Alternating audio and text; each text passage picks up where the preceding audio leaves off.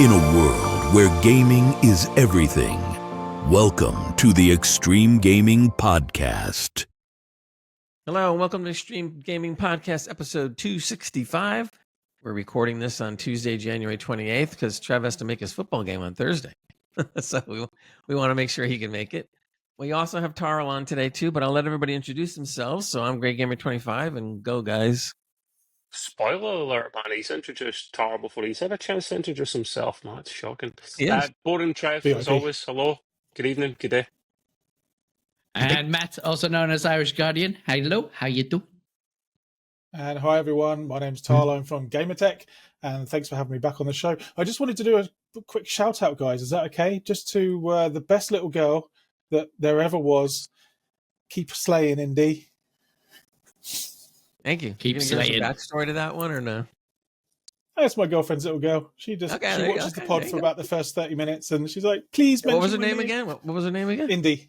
Indy, hi. By the way, is your last name Jones? No, okay, never mind. I call her Indiana Jones. That's my nickname for her. Love it. Nice, good.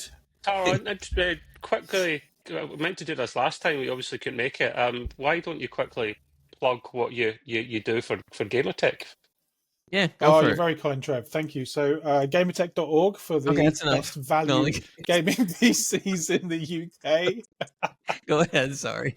Love that. No, that's it. Just please visit gamertech.org. We really have the best value gaming PCs in the UK. And if you have a look, I'm pretty sure you'll be surprised at how good they are. 3-year warranty and lifetime customer service.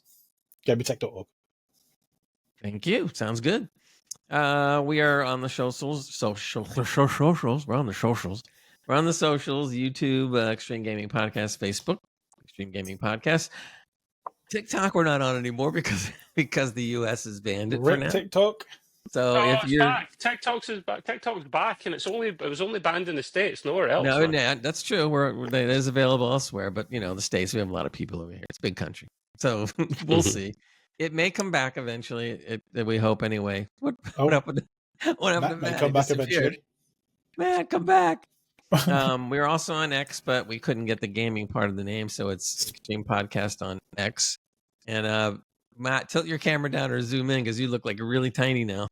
I know, it's blooming face. It's got a bit of its own. That's what his girlfriend says. Yeah. Hello, I'm Matt. How do you do? So we have a lot of stuff. We thought coming into this, I was kidding around with Trev earlier, and it looked like it was going to be a slow news week and, have to kind of pull for some stuff to do on the podcast and stuff. And then all of a sudden, all kinds of other stuff started breaking and we have more than enough, as usual. So plenty to talk about. And we're going to start it off with some game news for a change. And we're going to let Matt go into it. He's done a bunch of stuff. So, Matty, why don't you take it away? Sure, absolutely. Where are we talking about? Here's one for you. So, GTA 6 costed monies. So, with this one, on January the 19th, I saw this article, so I thought it might be quite interesting to see. Mm-hmm. The presentation titled The State of the Video Gaming of 2025. An analyst called Matthew Ball from Pillion hypothesized that the upcoming release of Grand Theft Auto 6 could lead to a significant price increase to the video games. Ball suggested that there is hope within the industry that publishers like Take-Two Interactive will price GTA 6 at $80 to even $100 for the basic standard. There, we could start the whole gaming industry to do the same thing. The presentation also highlighted that the challenges faced by the gaming industry, including rising development costs and the need to maintain inflation-adjusted prices, which I find that's absurd. I do too. Yeah, I think they're just joining the rest of, commercialism on there. First of all, what bothers me a lot about that is GTA is already going to make like $1 billion or whatever when it comes out. Yeah, and that's only in the console side of things. Eventually, when it comes out on PC, it'll be another $1 billion or whatever. Absolutely. And so they got to raise the price another $10. Are you kidding? Absolutely. I feel like I've got a hot take here, but I think it's okay, guys. Honestly, $80. Yeah. maybe this is going to be a weekly thing, Tyle's hot take, but yeah, I mean, look, the prices of video games have really not gone up since even I started buying video games. You know, you get a Super Nintendo game for, 40, £50. And when you consider that some of them you can get 100+ hours, 120, 150 hours of enjoyment out of it, I'm okay with that. Now, if it's a shit game, no way, I'm not gonna pay any kind of money for a shit game. See, you just said something interesting now. Yeah. Most people aren't going to know if it's shit until they look at like maybe a bunch of different reviews before they ever buy, where that normally they would have just bought. But when it comes, when it's parking at 70 right now and going to go up to 80, nobody's going to just buy it flat out. Yeah, well, don't pre-order games. I mean, just don't pre-order games, guys. That's just it's stupid. Yeah.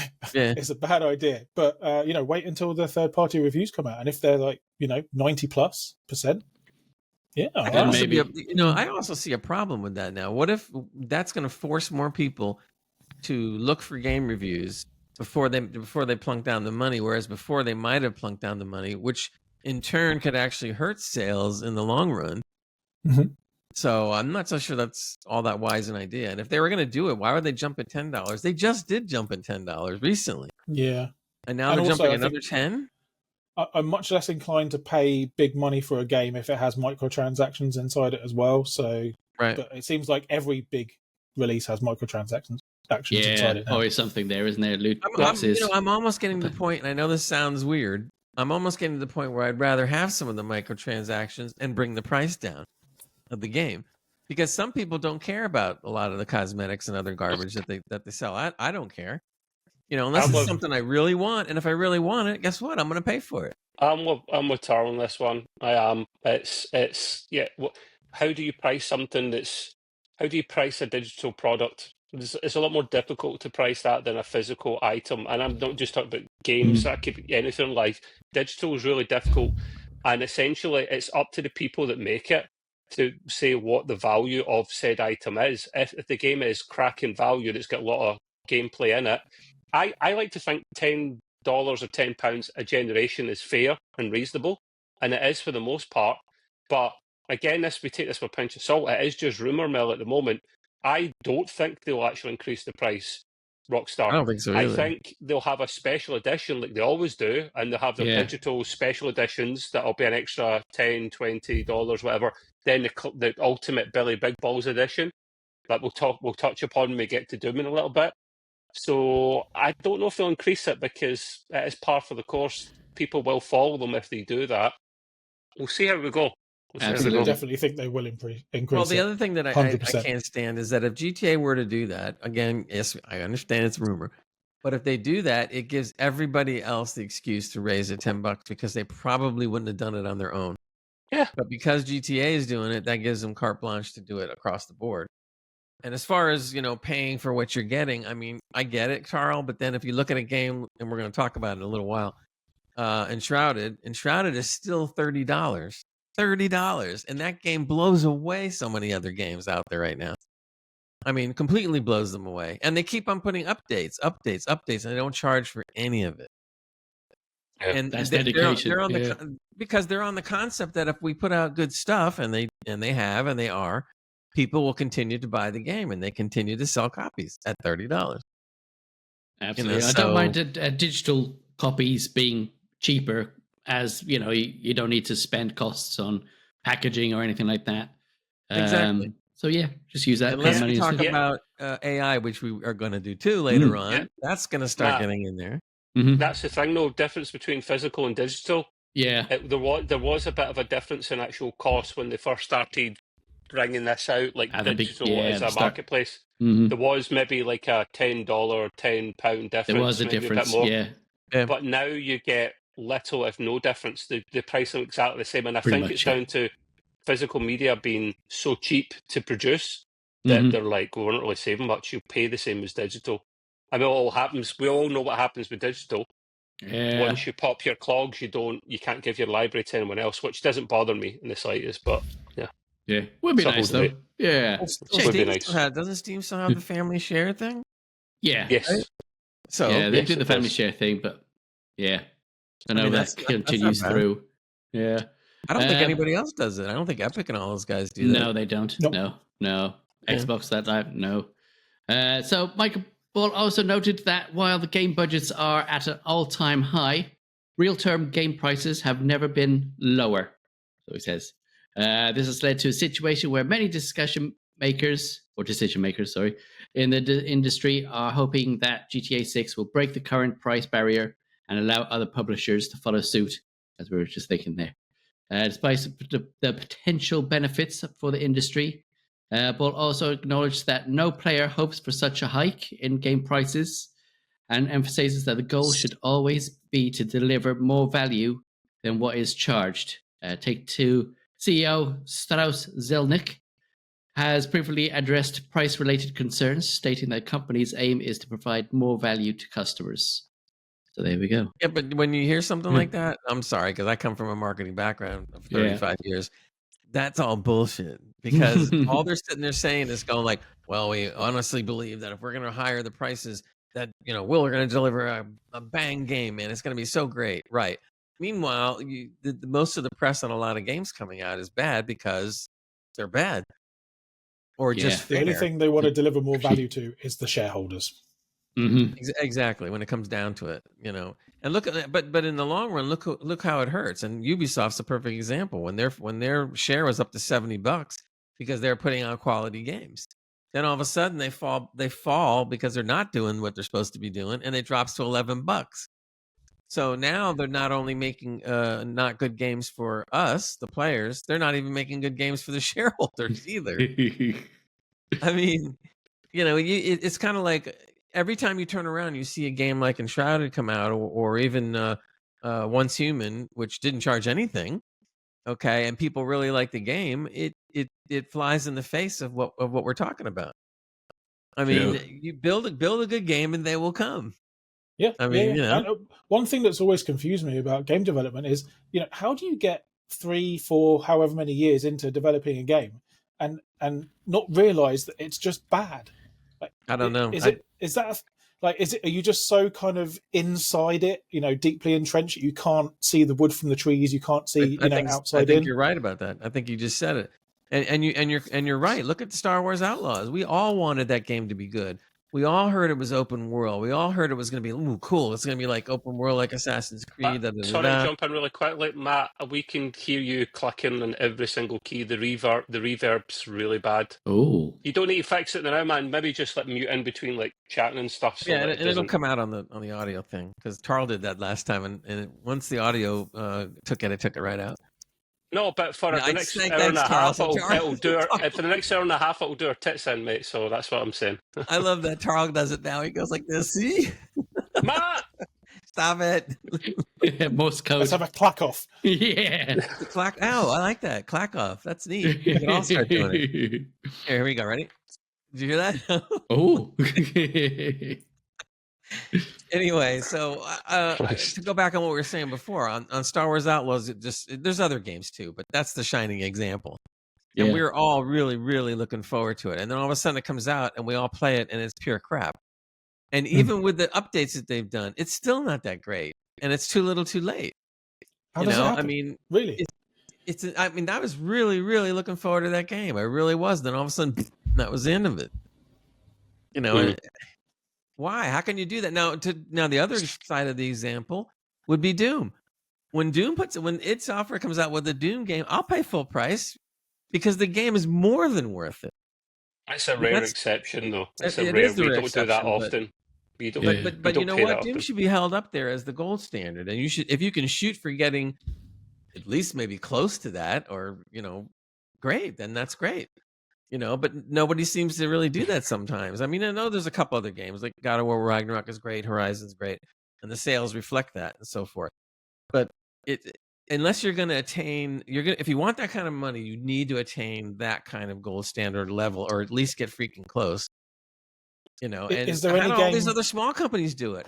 There's so many smaller companies with 10 employees, 20 employees, 5 employees, 1 employee. Doing more quality, and they do better games. Does anyone think that there's a game that they would have paid $80 to $100 for that's already been out? No, not that's already been out. No. I don't care Unless what you get the game something is, good I'm not with it. paying No. I mean, if the new Doom that's going to come out said they wanted $80, I would give it a hard think, only because it's Doom. Other than that, hell no. Sorry, I'll wait for a sale or something. What about Half-Life 3? What if that's $100? He doesn't play Half-Life though. He's not a Half-Life guy, so he wouldn't know. Have my money, Gaben. Yeah, but it doesn't. But wait a minute now. It doesn't matter because I know how big Half-Life 3 would be when it comes out. I have a feeling that Steam is not going to do something like that. They're going to price that game reasonable, and they're going to do great, with it. I think even if GTA is $100, I think Half-Life 3 will probably still be $50. Right. I could very well see that. Because Steam doesn't have to worry about it. They'll make it in the long run. Yeah. And again, even if it was 60, maybe even 70, if I'm that excited about Half-Life 3, then fine. But when you start getting 80, man, 90, 100, it's like, you better be giving me something for it. Like when they did the Doom thing where they gave you the helmet. I mean, okay, that was pretty cool. I mean, it was life-size, big helmet. Nice, so if you're going to spend the money, at least you get something pretty cool. Trev had that briefly that one time on God of War Ragnarok. He had Thor's hammer. The thing was like this big. I had the Doom Slayer helmet as well. Yeah, I ended up selling them on for like a good profit later on though, which is great. And that's okay. That's up to you, right? But the point is that they were pretty cool. They were really neat looking. I mean, if I was going to spend the money, man, that's what you want.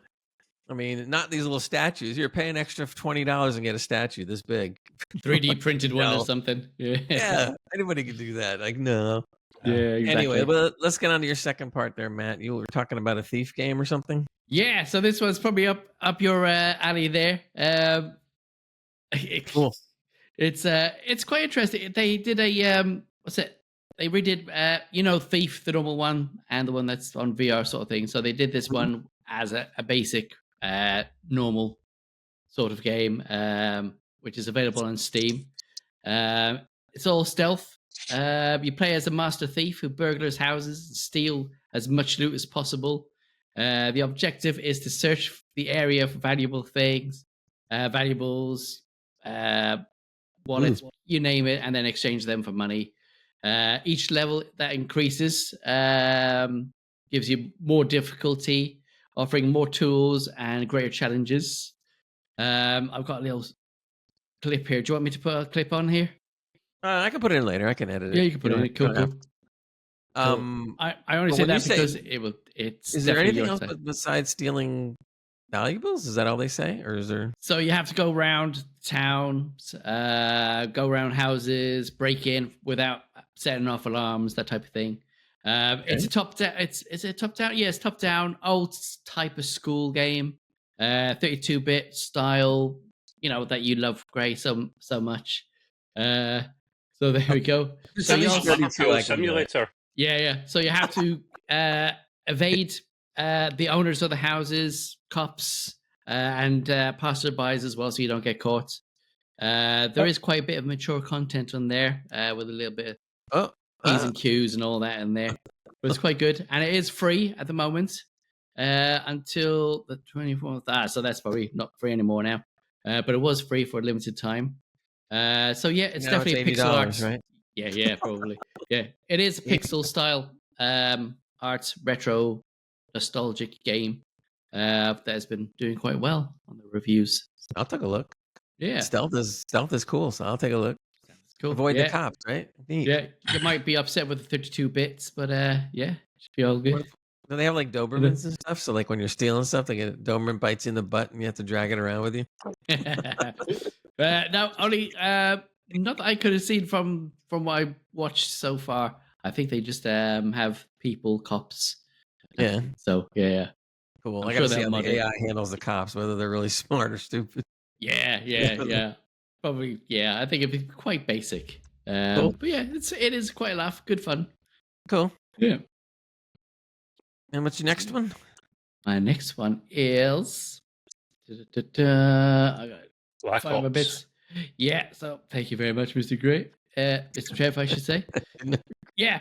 So everybody's burden, everybody's bit that we don't like, we get upset about it, is the cheaters and hackers of Call of Duty Black Ops 6. especially when it comes down to the ranked play as well. It's been getting so annoying for everybody.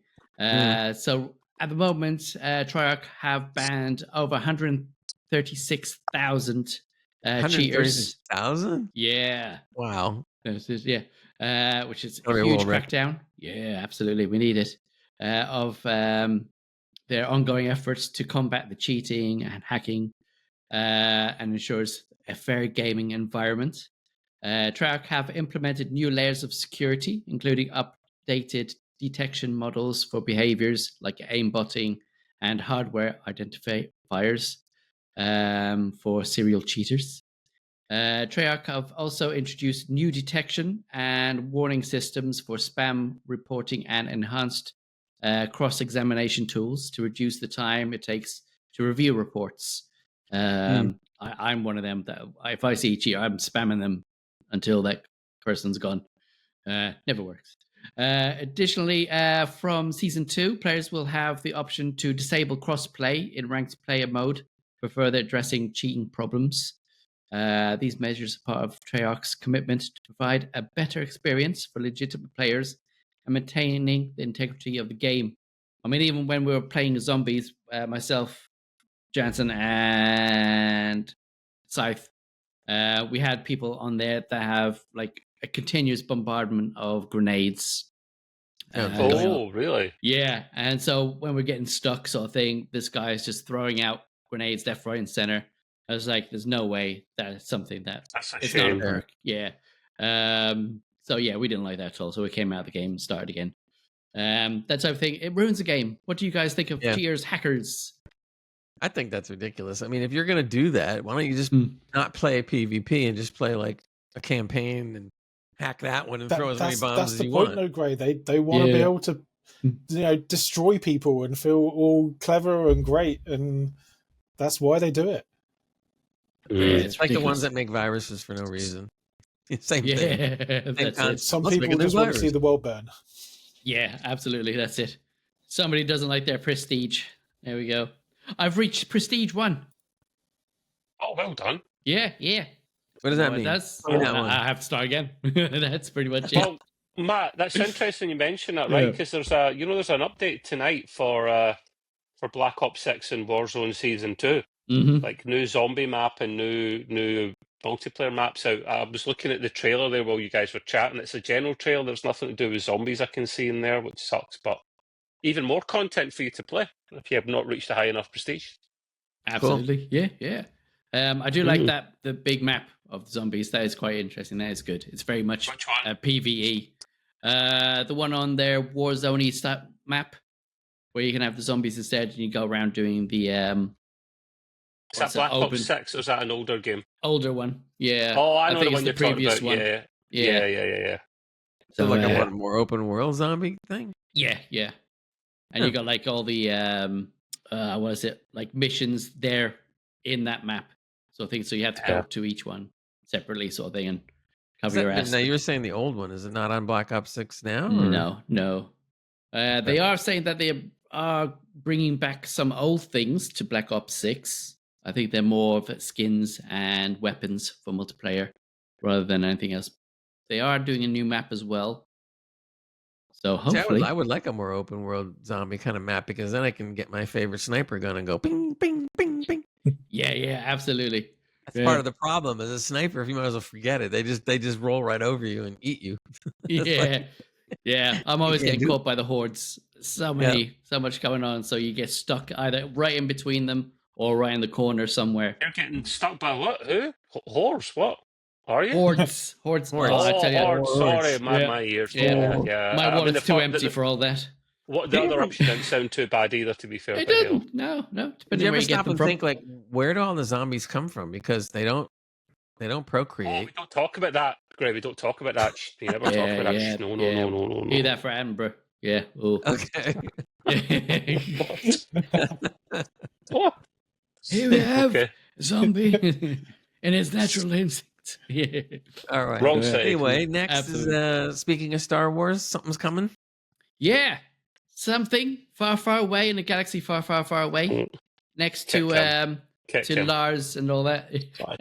That's bad. There's rumors swirling around a new game of Star Wars.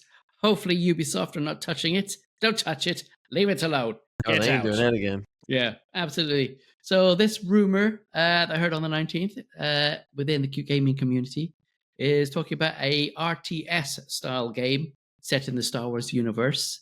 This was leaked by somebody called Timur222. The game is reportedly developed by Respawn Entertainment under EA. So, I think the graphics probably be really good. And expected to be announced during Japan's Star Wars Celebration event, which will be taking place on the 18th of April to the 20th. While there's no real official confirmation from EA or Respawn, the rumor does suggest that this new RTS game will bring a fresh new experience to Star Wars, since the last RTS they've had was Empire at War, which was in 2006. Fans have been eagerly awaiting the return of this type of genre for Star Wars, so hopefully they do come through with there. There's been a significant force in the gaming industry since the earliest days, with titles spanning from multiple generations and genres through Star Wars lifespan. Significant force. Yeah. And also, if you guys remember Eclipse, Star Wars Eclipse, apparently I tried to find out more information about it because it all went very quiet. So apparently they're still working on it. There is going to be an Eclipse somewhere down the line. How long has that been, though? It's been going on. Oh, it's been years, few years, 3 years, 4 years. Yeah. Okay. Yeah. I really hope this one's true. Oh, me really, too. I do. There hasn't been a decent RTS game for so long. Me and my friends, we love playing RTS. We do a yearly LAN, and we're still playing Supreme Commander 2 and Company of Heroes. I mean, come on, guys. It's just like the last one that dead. came out that I was hoping was going to be good was Homeworld 3, but that didn't turn out to be good. That Not was like not Did you good. ever play that, No. Gray? Did you ever actually bloody play that thing? I played a little bit of it, and then I started hearing about all this stuff, and then they did some real cool breakdowns of what the game was all about, and I was like seeing stuff that I was like, what? Did you pay full price for it? Yeah, unfortunately. You mug. What were you just discussing? It was 20 years since they put a good one out, and I loved Homeworld 1 and 2. That's all the reason to wait a bit longer before putting your big. Don't I was pre-order hoping games. there's no way they would go bad. Wow. But it did. Yeah. You've Didn't let sell me well down, at all. Greg. I'm disappointed Well, in you. obviously, lesson learned. He's never going to pre-order again, right, Greg? I don't pre-order often, that's for sure. The only time I think I've ever pre-ordered was Doom. That was it. I may have bought a game day 1 or day 2 for full price once in a great while if I really liked it, but I never pre-ordered except Doom. I very rarely ever pay full price for a game, never mind pre-order, because the amount of Game Passes you've got out there, so many things going to Game Pass on either Xbox or PlayStation, I don't see the point. The amount of cheap games you get on PC, and we'll be touching that article very shortly as well, why would you need to? So this whole price of games going up to maybe $80, £80, I'm not going to lose too much sleep over it, because I probably would very rarely ever pay it anyway, so... Look, I'm happy that the new Doom game is on Game Pass because I paid for the last 2. So now that it's on Game Pass, I broke my pre-order rule. Oh, sorry, Gray. No, go ahead. I broke my pre-order rule once when Diablo 4 came out, and I think one day before it released, when I saw the reviews, I refunded it right away. Wow. No, couldn't do it. It was so obvious that all of those reviews were fake. I don't know if you guys really saw that, but yeah, there was a lot of the user reviews or all of the discourse and things like forums and Reddit all saying, man, it looks terrible, it looks really bad, but all the reviews were just saying really, really good things. And I just thought, wow, are they just buying reviews now? Probably. Yeah, that's it. Some of that goes around. Mm-hmm. I mean, that happens a lot in the movie industry. These days, people used to go by their favorite critic. Nobody does now. The critic says something, the audience says it's great. Everybody goes because the audience said it was great. Well, that's a pretty big subject in itself, right? Can you trust any critic that's, because they're bought and paid for by the industry, right? Sometimes. supposedly not everybody is, but I don't know. These days, the problem is many back in the 90s, they took the laws of owning media stations, in other words, radio stations, TVs, and others, changed the rule that you could basically buy whatever you wanted. So what was happening before that is corporations were not allowed to buy more than one station because they didn't want a monopoly owned by one person. In other words, to sway the news towards what they want. Yeah, well, in the 90s, they decided, well, we're not going to do that anymore. So now all the stations, for the most part, are all owned by conglomerate corporations. And so when you have a corporation own the 20 best stations in the country, let's say for argument's sake, what are they going to do? They're going to slant it towards what they want. So it's just, we're living under those kind of conditions. And yes, it's been that way for a long time, but I knew back then that wasn't going to be good after a while. And sure enough, it's not. So even when you see these, the YouTubers that are receiving, 5090s for, a week before they come out, you got to ask yourself, are they really going to bite the hand that feeds them? Because that content, that day one content, is what drives their channel. Sure. They're coming out with the review saying, yeah, this is great, we really love it, and everyone's watching that to see whether it's a good product or not. If they don't have that product, they're not going to get the views. What I love is that when they come on, right, and they get their 5090 or whatever it might be, and they go like, well, we were given this by the company, but it in no way, changes my opinion, and I'm allowed to say whatever I want. Just the fact that you said that means that it's I'm not believing it. I'm skeptical personally, but yeah. Anyway, we're going to move on to Trev. He's got a slew of tech news for us, and we'll all chime in. So go ahead, Mr. Trev. It's Nvidia stuff. It's the new launch, of course, that is what it has to be spoken about. There's already people queuing with 2-3 days. Well, they started yesterday, 3 days to go before the launch to get a bloody card. That's sad. I'm sorry. If you're one of these people listening, I'm not sorry. That's ridiculous, outside man. Micro Center. No. The days are gone of queuing outside shops or anything now. Not for me, but I was reading some articles on the launch of these cards, and first and foremost, the size of the 5080 and 5090, especially the 5090 compared to the previous gen, is unbelievable. They went from nearly 4-slot cards down to 2-slot cards, and that's for a 5090. And I was thinking, how did they do it? So I did read an article here talking about the reduction of the 5090 specifically. 4080s come down in size as well, but the 5090 is up to 40% smaller than the 4090, which is mental. It blows my mind, really. And there was a few things they done to actually try and make this achievable. Now, we've been hearing from people that, oh, listen, it's going to be smaller, so it'll be noisier. It'll be like a jet engine taking off. And you want to know something? If something's running at full speed, using most of the card's power, I don't really have a problem with being noisy. You know that if you're a gamer, that you have a good card, this is the way it's going to be. You have headphones or earphones anyway. It's fine. But they decided to try and make this smaller by going down the route of a vapor chamber for cooling. They've got, when you see the picture of the 5090, it looks kind of similar to the last gen-ish, where they've got a blow-through system. You can literally blow right through the card on either side, as opposed to the push-pull system they had before. And looking at this, you think, right, okay, so where they actually fit the PCB, and they've actually managed to put it in the middle, because before it would just go along the card, the length of the card, a good chunk of it. So you'd have to just literally keep the whole card cool. But what they've decided to do is actually keep the boards that they need in the middle of the card. And they've split it into a couple of different boards. That's probably, there maybe is more than one, but there's some other boards. There's a daughter board, the daughter board for the AIO, the actual main board for the actual chip and memory and whatnot on it as well. And they've used a vapor chamber along with liquid metal to actually keep the whole thing cool. And what's cool about this is, pun intended, they've actually made an airtight seal around where the chip is. That's mental. Like the amount of engineering and R&D that's went into this I just find fascinating. And I know there's some people out there that will be like, yeah, I'm not paying that, and that's your, I respect your opinion.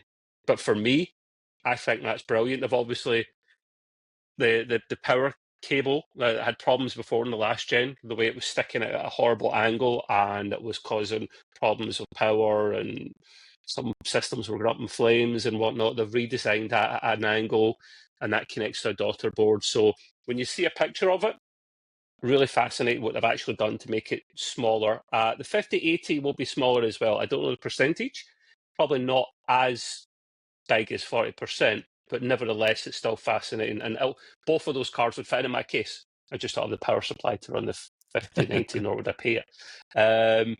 Gray put an article in before about the 5090 Founders Review. Now, we've just been cherry picking some things, looking at basically the pros and the cons of it. Now, these reviewers have had this card for a couple of weeks at least. This is the longest run-up they've ever had to a launch for testing. And in an ideal world, that's what you want, so they can give you an in-depth review. Now, the 5090 doesn't come out for a couple of days, same time as the 5080. Yet the embargo for the 5080 doesn't drop until the day it launches in 2 days' time. That tells you everything. Why do you think that is then, Trev? Oh, yes, because it won't be the same bang for your buck that you're hoping for. But we don't know. There are going to be some sad Nvidia fans out there. There is. I hope I can get access to a couple of reviews, like midnight my time.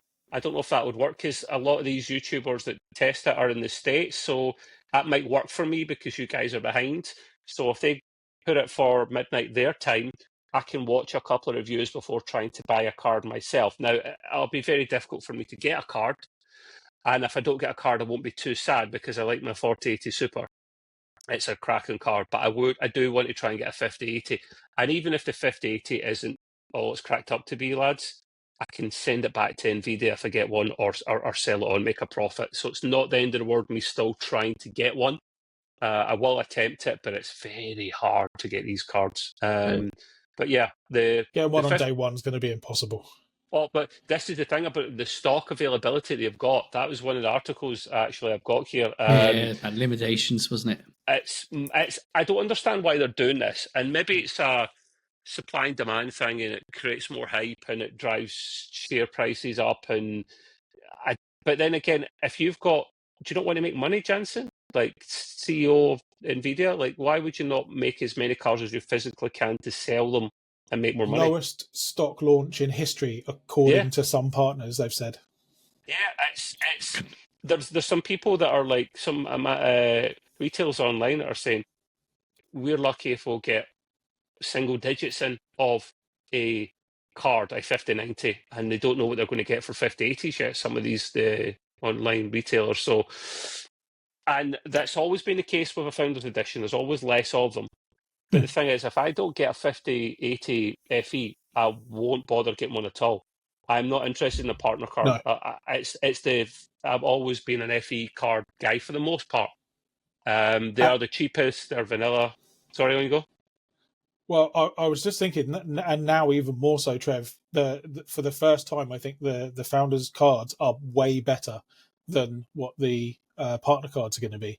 I mean, I think the 5090, especially, well, the whole thing is just an engineering marvel. It is truly exceptional. Is it good value? No, definitely not. It's not good value, but especially the 5090.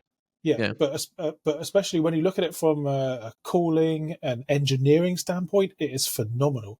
But I think the real story here is if you think back to the 1080 series, right, where they changed from the partners did the Founders Edition to Nvidia doing the Founders Edition, right? And then the Founders Edition has become better and better and better. And then at some point, EVGA said, you know what, not going to bother here because maybe they just can't compete. Maybe they're not making enough money. Shaft them as well, Taro. Yeah. But now the Founders card is way better than the partner cards, way better. Unless they start now making the same design, the same 2-slot design, which Nvidia would be crazy to let them do that. They're light years ahead. Light years. Here's the problem, Tal, right? Beforehand, even a few years ago, AIB partners would... So they basically, for those that don't know, they get the same chips that we do, essentially, right? They get them stripped right back, of course. I don't know if it's a chip on its own or a chip and a board sent to them, but they then have to then buy them at full cost, more or less. They might get a small reduction if they buy them in bulk, but they're not making a lot of money in these cards, right? No, So they virtually not. will, exactly. So they don't sell and they don't rely on selling some of their own FE cards. They have their own FE cards, which cracks me up. And this is why they have to do like the overclocked version so they can squeeze more money out of them. You know? Yeah, exactly. Yeah, but because they didn't get much money out of that to begin with, they're getting minimal profit on that. So they're relying on their top range coolers and models to actually try and get money out of this. Now, they'll do the same this generation, but those prices will go up because they're getting squeezed tighter. So I know for a fact that the top AIB partner cards will be better than FE cards, like their top coolers, their top designs. Of course they will be. Cooling leads to better results, but you'll pay for it. And I'm not up for that. I'm seeing $2,800 for the top end Asus card. 5090.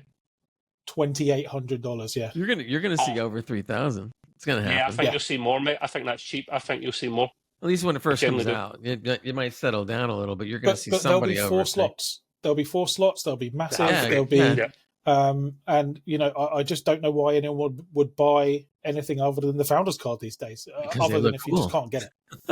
Yeah, the thing is, if you go bigger like that, you've got if you go 3-4 slots again, some people don't mind that. It'll maybe be a little bit quieter because it's got a better cooler on it. But see if you're going to go to that expense and you're bothered about noise, just buy an FE card if you can get one, and take the the gubbins off it and then just water cool it. See, if you're that fussed about noise and stuff, if you're gaming at the bleeding edge and you're worried about noise and stuff, just take it all off. I would never do that. I've never really been into water cooling GPUs. Not my thing. I'm not really into it. I mean, you'll deal with that, Tar, in your business there. You'll do I love it. Water cooling for people like piping and whatnot. Yeah. Yeah. So we do. We've got like not pre-built, but kind of we use the EK kits. That's probably the best way to describe it. So you've got like 3 different tiers of kits where you can buy just with a single radiator, 2 radiators, 3 radiators, and all the bits that come with it as well. Yeah, I love water cooling. It's not good value. It's like seriously expensive, and it doesn't really do anything for the performance anymore. It's just cool. I love it. It's just fun. I'm lazy, Tal. That's all it is. Like, see if I said to you, listen, pre-configure, custom build this like all fancy dancy system for me, because I will be overhauling my system hopefully later this year. I hope, if not next. And I thought about water cooling, but I was like, realistically, no, because you don't get the same benefits that you've just mentioned there. It does look cool, but there's a little bit of maintenance in terms of changing the fluid every now and again. I am the type of guy that my PC sits behind my monitor, so you don't actually see it. So I don't want RGB anymore. If anything, I want a case that's black, that hides everything and is as quiet as it can be because it's got insulation built into it. That's what I'm looking for. But to each their own. To each their own. I'm not going to knock anyone that likes that kind of thing. To each their own. But yeah, so the 5090 essentially, surprise, surprise, is not bang for your buck. It really isn't. Some of the good things about it, though, it will be essentially a 4K 240 FPS type card because it's using its DLSS technology as well. There are impressive path tracing gains if that's your thing. I'm not really into that myself. Ray tracing I don't care about. If I've got extra performance to play with, I'll use it. But I don't mind cube maps because I don't care that it was artificially put in rather than being live generated on the spot. As long as it looks nice, I don't care about ray tracing. Of course, DLSS4 is a game changer for fidelity and performance. That's going to suit the high hertz FPS monitors for sure. The next gen AI performance and creator features are really promising on the card. And of course, as we touched on before, lads, the fact that it's 2 slots blows my tiny little brain. It's the most powerful card and it's only 2 slots. Now, some of the downsides, of course, bloody expensive. 575 watt GPU is a lot of juice, and I don't think I'd need to turn the heating on in my flat if I just ran that instead. So that could be an excuse for a lot of guys, or women, if you're a gamer. Can I buy this, love? Can I buy a 5090? It's $2,000. No chance. We never have to turn the heating on again. All right, okay, you can buy two. That's fine. I have to game 24/7. Yeah. Is that okay? Yes. Yeah. Or mine for coins or something you're not using. You just invest in a lot more jackets to wear. That's all. Yes, the 30% gen on gen uplift is not as mind blowing as say 50%. And that's a good point when you put it like that, because 30% is decent, but when you've had bigger gains in the past, it's not as impressive as you think. So only get a 5090 if you're bleeding itch. There's a graph, Gray. I don't know if I put it into the chat, and I thought this was a really good one to see. I can drop it on the edit. It's the average performance of the 5090 versus the 4090, the 4080 Super, and the AMDs. And when you look at it like this, I don't know, man. Here's another hot take for you guys. I think this generation from Nvidia is going to be a swing and a miss. I really do. I think they're taking a massive risk that gamers are going to be like, yeah, I want these fake frames. I want that rather than real performance uplift. I think it's gonna bite them in the ass.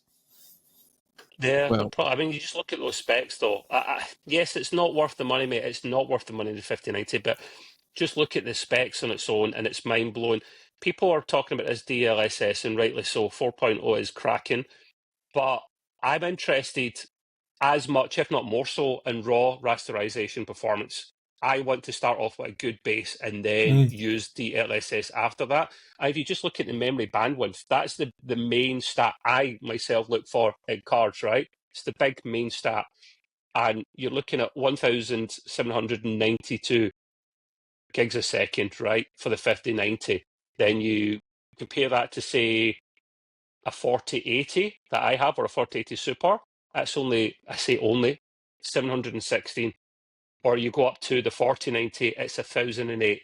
So in terms of raw power, the 5090 is mental, and you're looking to be gaming at 4K high frames if you buy this card. But I think you're mad to buy this card, to be honest with you. Anyway, there's another one as well, Gray. You might want to look at in Discord. Did you see that one? Yeah, the one that you put in there. Or the blue one, right? Yeah, the blue one. Yeah, I don't know if I can get it up there fast enough. Okay. But go ahead, carry on. It's anyway, yeah, in terms of like hardware news, that is pretty much most of the stuff I've got. Although you added this in for me, but I think this was you, Taro, but by all means you can mention it, because I did see the pricing of this at the moment. It's more than you thought it would be, the new AMD graphics card. Yeah, can I? Do you mind? Because it's just a very quick one. We talked about the incoming AMD card a couple of weeks ago, which was due to release this week, but then AMD put it back to, I think, late March. Yeah. Apparently, retailers have them in stock now. Retailers have had them in, but at the very last second, they pulled the rug and said, we're not releasing this because they wanted to look at the pricing. So I don't know if you remember from a couple of weeks ago, guys, we were kind of looking at the specs and thinking, you know what, this is going to be a good card at about $500, £500, maybe $450 will buy them some really good chunk of market share, right? They were allegedly going to be launching this at $900. $900. Oh. And you said it was competing with 4090, which is your original price estimate was way more competitive. I was actually considering buying not 4090. No, it was a 4080 Super. It was just lower than a 4080 Super. Is that the top end card competing with not even the last top end card of last gen? Yeah, but that's I think that was as expected from AMD. They said that they're not going to be competing at the top end for the foreseeable. But you can't even compete with a 4090 or a 5080. Come on. Yeah, but I mean, $900. That's way off the mark, guys. And I mean, yeah, it will make them lots of money if they sell any of them, but will they sell any of them? I don't know at that price. I don't think It's so. disgusting, the price, mate. That is disgusting, that price. You want to be competitive. You've just admitted you're not going to be in at the top end. You're not competing with Nvidia in the top end. Your prices you were saying before were, you said about 500-600 or something at the most, and then that's a lot more competitive, isn't it? It's the same price that they launched the Halo product from the last generation, so the 7900 XTX at $900. But then after various price cuts, it was selling for $650, and the performance is meant to be the same as the 7900 XTX. So are they really thinking that they could basically bring out the same card and charge the same price that they tried to charge before, and no one bought it at that price? I'm very surprised, man. I'm amazed at what they're trying to get away with. I don't know what's going on in the GPU market, man. It's wild. This is why people sitting back and not so sure they want to buy. I don't blame them. People need to vote with their wallets. I think this generation, hard skip. Absolute hard skip for me, all round. AMD and Nvidia. You know what? Intel. Go on, Intel. They're crushing it. Intel are crushing it at the lower end. Their cards are brilliant value. Absolutely incredible value. Expensive. Yeah, the specs were quite good as well. So yeah, I think the last time we were on, we were actually saying that Intel might be the next step forward. They're not super good, they're not the greatest at best. But value wise, they are amazing, and I really hope that this means that Intel now can start penetrating that market and just talk some sense into AMD and Nvidia, because they've lost their marbles. Absolutely. Yeah, when you're selling an Intel car for like $259, I mean, I get it's not the high end, but you're going like, wow, is that cheap? Yeah, and it's good. It's good value for money. Yeah. And let's face it, not everybody's like us, but they're going to be high end enthusiasts. They're going to be more middle of the road and lower end, so that works. Oh, great! You're not really high end enthusiast. You've got the kind of peasant plus card, as I like to call it, 4070 Ti, 4070 Ti. The only reason I got the 4700 Super was because at the time I had a 3070. Yeah, I had a 3070. And I only wanted to get the benefits of the Series 4 because it made sense, and the price was right, and I got a lot for my 3070 that I sold. You got a good price. What did you pay for it again? Yeah, a month's rent. No. I forget what the cost was, but it was very reasonable. But the thing is, when I sold my 3070, I didn't think I was going to get as much as I got for it. So it paid for 60% of the new card. So can't beat that. Nvidia second-hand cards are brilliant. I will get most of my money back for selling my 4080 Super for the price of a 5080. For all the people that don't want to spend the money on the new ones, which is perfect. Here's a question, guys. When do you think the last graphics card generation was really good value? Oh, is this the quiz? I'll go all the way back to the 1080, the 1080s, 1080 Ti. Yeah, that's the one. The 1080 Ti. The Ti, yeah. That's the last time I can honestly hand on heart say that I think it was a good value product. That is the best card I've ever owned. The Zotac 1080 Ti. It was a 3-slot, but it was a beast. I love that card. That was past. That was Nick to me to Trub's grandson. It's 4 people at least have had that, and it's still going strong. And the 1080 Ti launched at $699. Look at the price of the Halo card now, $2,000. It's a massive jump. I had my 1080 Ti for one. Put on your works thing, payroll. No bother.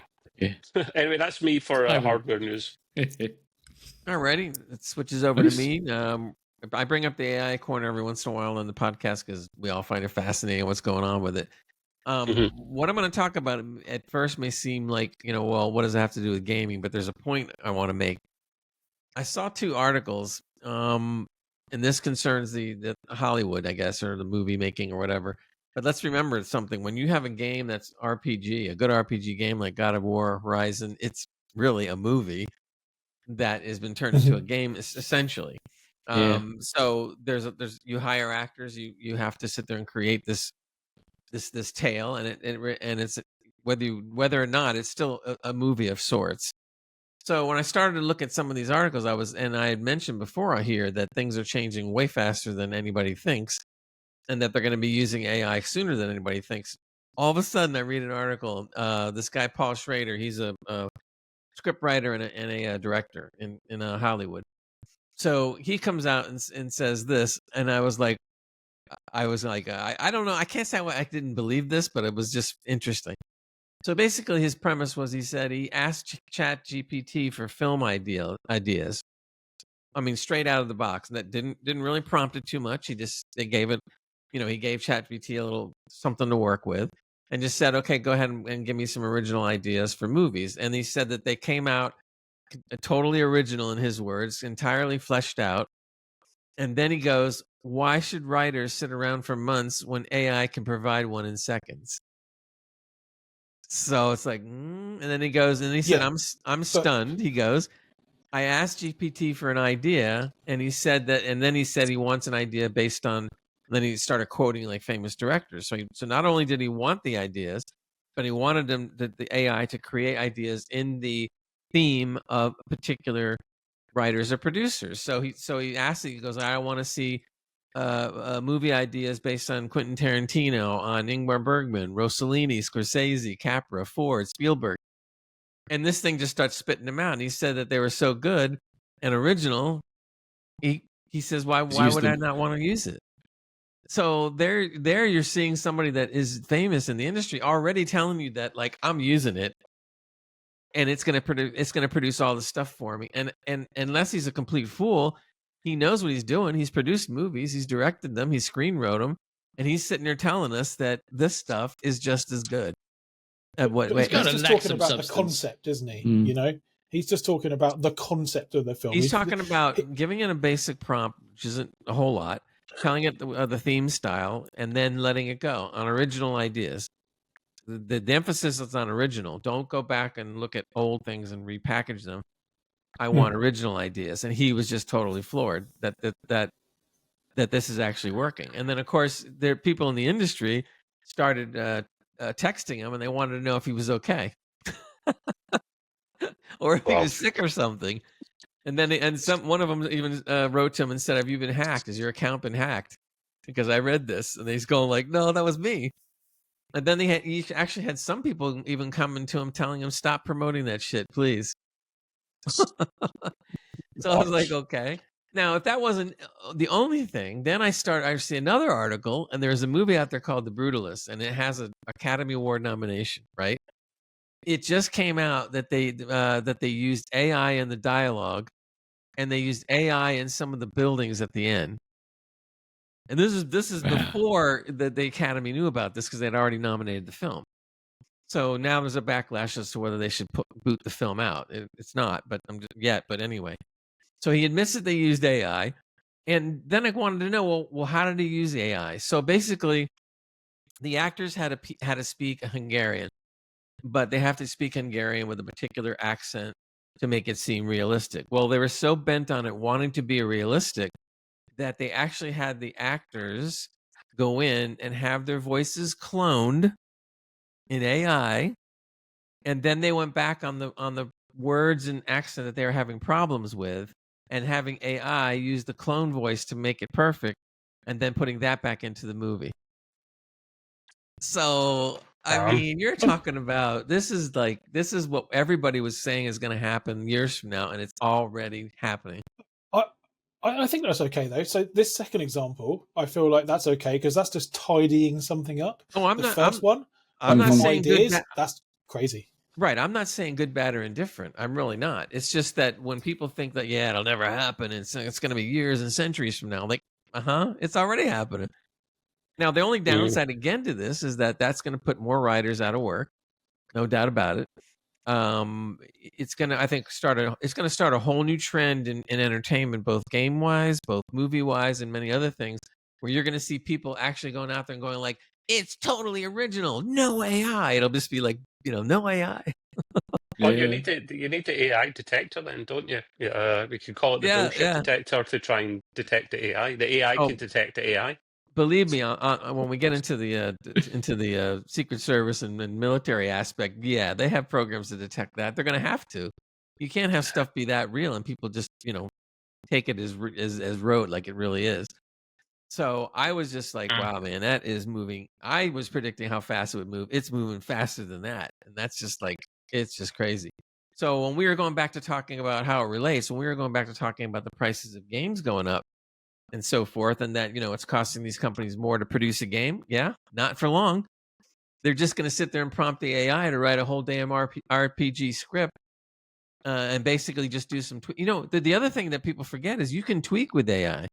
So if AI puts out something that is pretty good but not quite there, you just go back in on the parts that aren't quite there and then reprompt the AI so that it learns and then it corrects it, and that's it. And you have a whole script for a movie without ever paying a writer a penny. And that's the bad side of it, but it's going to happen. Disney's been doing that for ages now. Hey, yeah. And let's be honest, right? This is what the big companies want AI for, right? It's just to get rid of wages. People, they don't want people; they want results. Right? They want, right, because they can make a movie far cheaper. But that's going to translate. I believe, I could be wrong about this, but I think that's going to translate into games first before movies. They're going to come out with whole RPGs and other games that are going to be made 50% AI at least, and you won't know the difference. Every time you say RPG, for whatever reason, I'm thinking of the rocket propelled grenade. I don't know why. I've got a violent mind tonight. I don't know. But that's in other games, no. But it's just I don't know. Like I said, I'm not saying good, bad. I don't like seeing people lose jobs. That part is bad. Well, Gray, should you keep them in a job for the sake of keeping them in a job? Then, if the AI can do it really, really well, if not better, I'm playing devil's advocate here. Yeah. I don't want to see people lose jobs either, but it's like, oh, we'll just let you keep your job just for the sake of keeping your job, even though we could save money and this tool could do a better job than what you do. Well, they need people to tell the AI what to do. Yeah, true. So there you go. No, you. One thing AI I see support officer. There you go. No, you're right though. You are right, because I saw there's this one particular fellow on YouTube that I like, because he tends to follow all the different programs out there when they upgrade them, what the changes are from the previous version, and what they can do. And the guy is really good at prompting. So I was taking a look at the prompting. You do have to have a certain talent for prompting. I also think though that this is going to sound funny, but eventually they're going to have AI do the prompting for other AI. And you won't even have to worry about that anymore either. I know your head hurts, but I'm telling you, that's coming too. It's coming around the pike, and stuff. But so it's amazing. The technology in itself is amazing that it can do all that. And as I see more and more of these things come out, I'm already seeing mini movies, 1 minute, 2 minute, 3 minute long. And I'm seeing way less, mistakes, artifacting, and errors than ever before. It's mind-boggling. Anyway, I threw that out on the AI corner, and we'll talk about that now. In relation back to again, kind of in relation to gaming, but AI considering it. Their artist article just came out, I believe, yesterday. And the title of it is Nvidia stock price crashes after new DeepSeek AI model emerges. So what's that about? I'm glad you're bringing this up, Gray, because I always want to talk about this. This is fascinating. And it involves Nvidia crashing as well. This is very fascinating. So apparently a Chinese, of course it's Chinese, company came out with an AI model that can do things for far less money. But essentially, I'll read this to you a little bit. It says a company's share price, we're talking about Nvidia, dropped by 17%. Wiping out a $500 billion market cap. Gone. The largest drop in any day ever. Single day trading loss of a single company in history. But here's the funny thing: the biggest loss previous to this was also Nvidia at $279 billion. A few months ago, right? Yeah. So you're saying, okay, so they lost $279 billion and now another $500 billion. So you're talking about it's close to $1 trillion. Because of just this AI. They do both at the same time. Yeah, $1 trillion. Yeah. So apparently, this Chinese the AI startup DeepSeek launched a new model that they're only calling R1, I guess for now, and they claim that it's far cheaper than any other model out there, including OpenAI's O1. They said the fear from investors is it seems that the AI companies may not actually require as much computing power as it was once believed. That's the important part. So they don't think that it's going to need the kind of computing anymore. This, in turn, could have spooked investors and sent Nvidia's stock price down. So if they've actually been able to figure out how to do it without the computing power, Nvidia's better just take their money and bank it, because they're going to have a problem. Great. They're doing it with. I know you mentioned it briefly. They're doing it with not only less GPUs in the competition, but far less advanced, powerful GPUs. And they Right. used a lot of these before the embargo started coming in from the States. And part of me doesn't blame them. But listen, I don't want to get this shouldn't be a political show at all. Be careful. I kind of don't blame them for, like, they're getting banned from doing pretty much anything. So I don't blame them for innovating. And credit where credit's due. Yeah. Hey, look, it's competition. Yeah. You know, if you can do it cheaper, then you do it cheaper. Why? You can't just sit there and go like, well, I'm sorry, you can't come out with that. I think people are questioning whether they did do it cheaper, though, because they're saying something like 5.5 million. Yes, I read that, and they said that they're waiting for the real figures to come out. Some of them are claiming that they say, this Chinese company on their paper they put out, said that they trained the RI at a cost of 5.6 million, which compared to training the OpenAI that we have here, it's ridiculously cheap, because you're talking over here in the hundreds of millions of dollars. Hundreds of millions easy. And this is 5.6. So they're saying they're going to wait and see if they can find out some of the real costs. Now, some are claiming that the real costs are going to be just as much. I doubt it. But here's the thing. Even if it's not as cheap as 5.6 million, it's obviously cheap enough that it's sent people into a tailspin. So even if you save 25%, investors will jump on it, let alone the fact that you're saving 50 or 70%. Great. Did you notice the part about it only being up to date up to the end of 2023? It was trained based on models up to and information based up to the end of 2023. I don't know how accurate that is, and if that's going to be a problem, because at least the other competitors are always being updated constantly. So there is we're gonna know a lot more as this comes out, but we'll see. See, now they mentioned at the end of the article, they said that some expert believes that the training costs for this new AI is higher to 1 billion, and I'm sitting there thinking, like, how did you go from 5.6 million to 1 billion? Something's messed up. Well, look at the Stargate project that Trump came up with along with Musk and his cronies. Of trying to invest 500 billion via all the tech companies into AI over the next several years, which is a good thing. A small tangent. I volunteered. I'm interested in AI stuff as well, like Gray.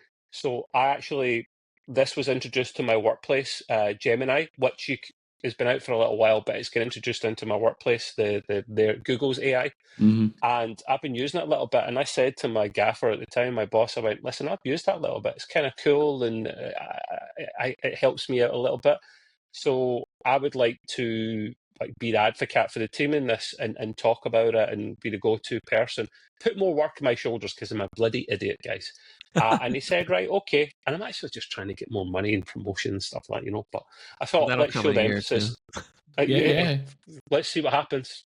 And so I'm taking on more of that work there because I'm interested in it. We'll see what happens. It means I can maybe chew the fat more with Gray and other people about the AI stuff and I'm interested at first and foremost when it comes to gaming, but I don't think my employers are somehow. That could be a good excuse, couldn't it? Why are you gaming at work, Trev? DLSS. I'm testing it out. Honestly, Gaffer, it's for work. I promise. Yep, totally for work. Yeah. You have to test every aspect. Every frame. It could take hours. Yeah, it's a big ratio to get through. So you're gonna have to mod that. That'd be brilliant. But yeah, I'll be going like, where's Travis? Well, don't bother him. He's still 10 hours into the latest game. Well, how long is he going to be? Probably another 100 hours. Yeah, I've used it. Tara, I've used it to briefly answer your question. I've used it a little bit for pod stuff. So C5, for example, I haven't done as much stuff on it recently. The other channel that I do like sci-fi and stuff with Gray, like reviews and stuff, called Capes and Phasers. I will use that for, say I want to talk about, it's a Starship special or something, I want to talk about Defiant, right? So I'll actually ask Gemini or ChatGPT or both of them to compare notes, like, give me the breakdown of this Starship, right? And I won't take it verbatim, copy paste, because it can make mistakes. You look like a mug. You want to proofread it. and then you'll take bits out or you alter things, and I'll use that as a basis. Or, for example, what I do is when I'm doing stuff with Gray as well, and I'm putting in the YouTube notes, and I'm looking for a synopsis of the episode, I'll actually ask Gemini, give me a brief synopsis on it, and I'll literally copy and paste that at the top there to give people an idea of what it's about, and it's accurate there. So I don't think I need to tick the AI button at YouTube for that one, but I might have to soon enough. I use it at work, mainly because I was trained. They put me on a training, one of my old bosses.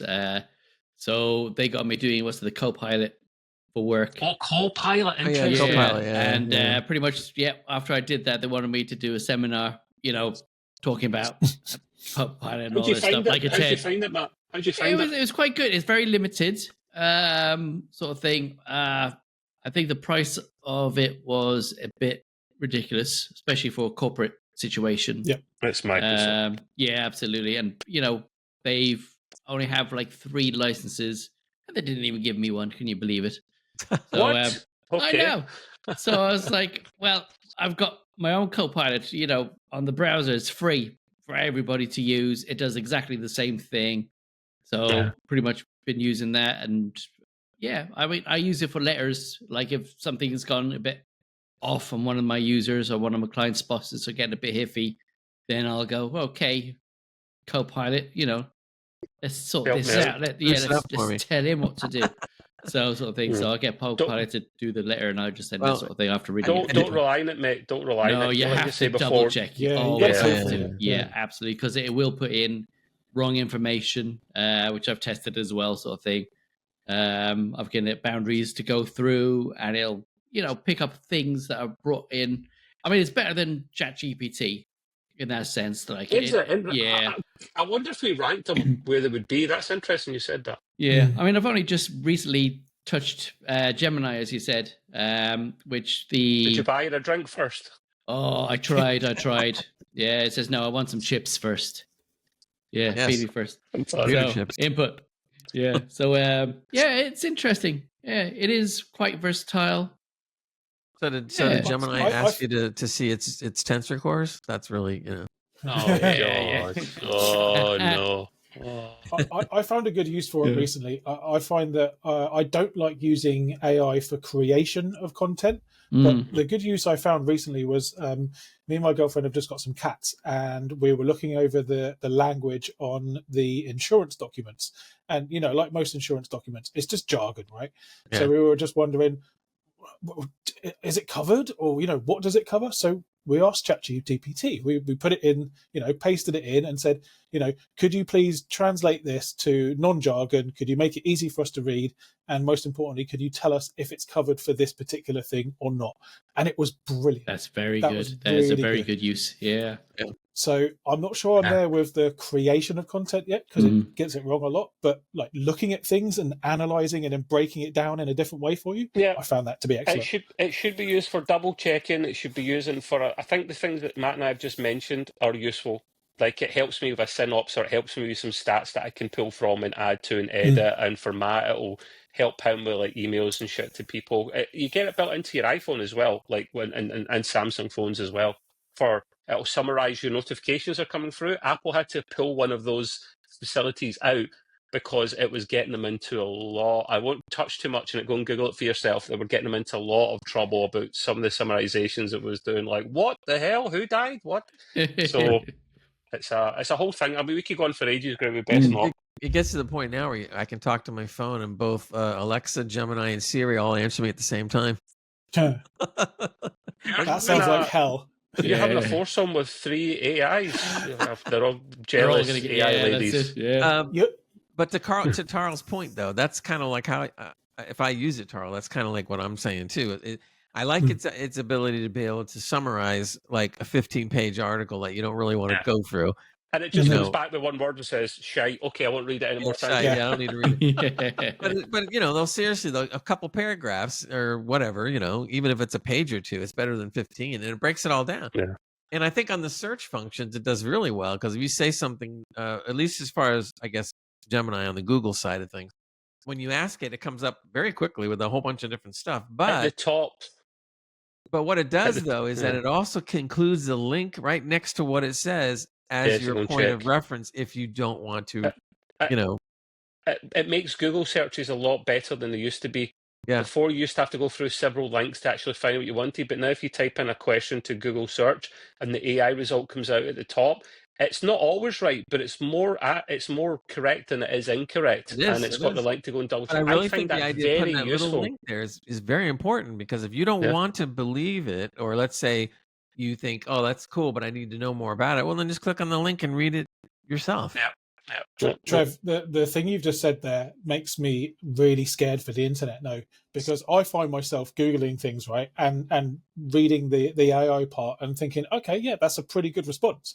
And of course, that's what Google wants you to do. They want you to just read the AI part that they've got, and for you to stay on Google and not go elsewhere, because then your eyes are on their product and not someone else's.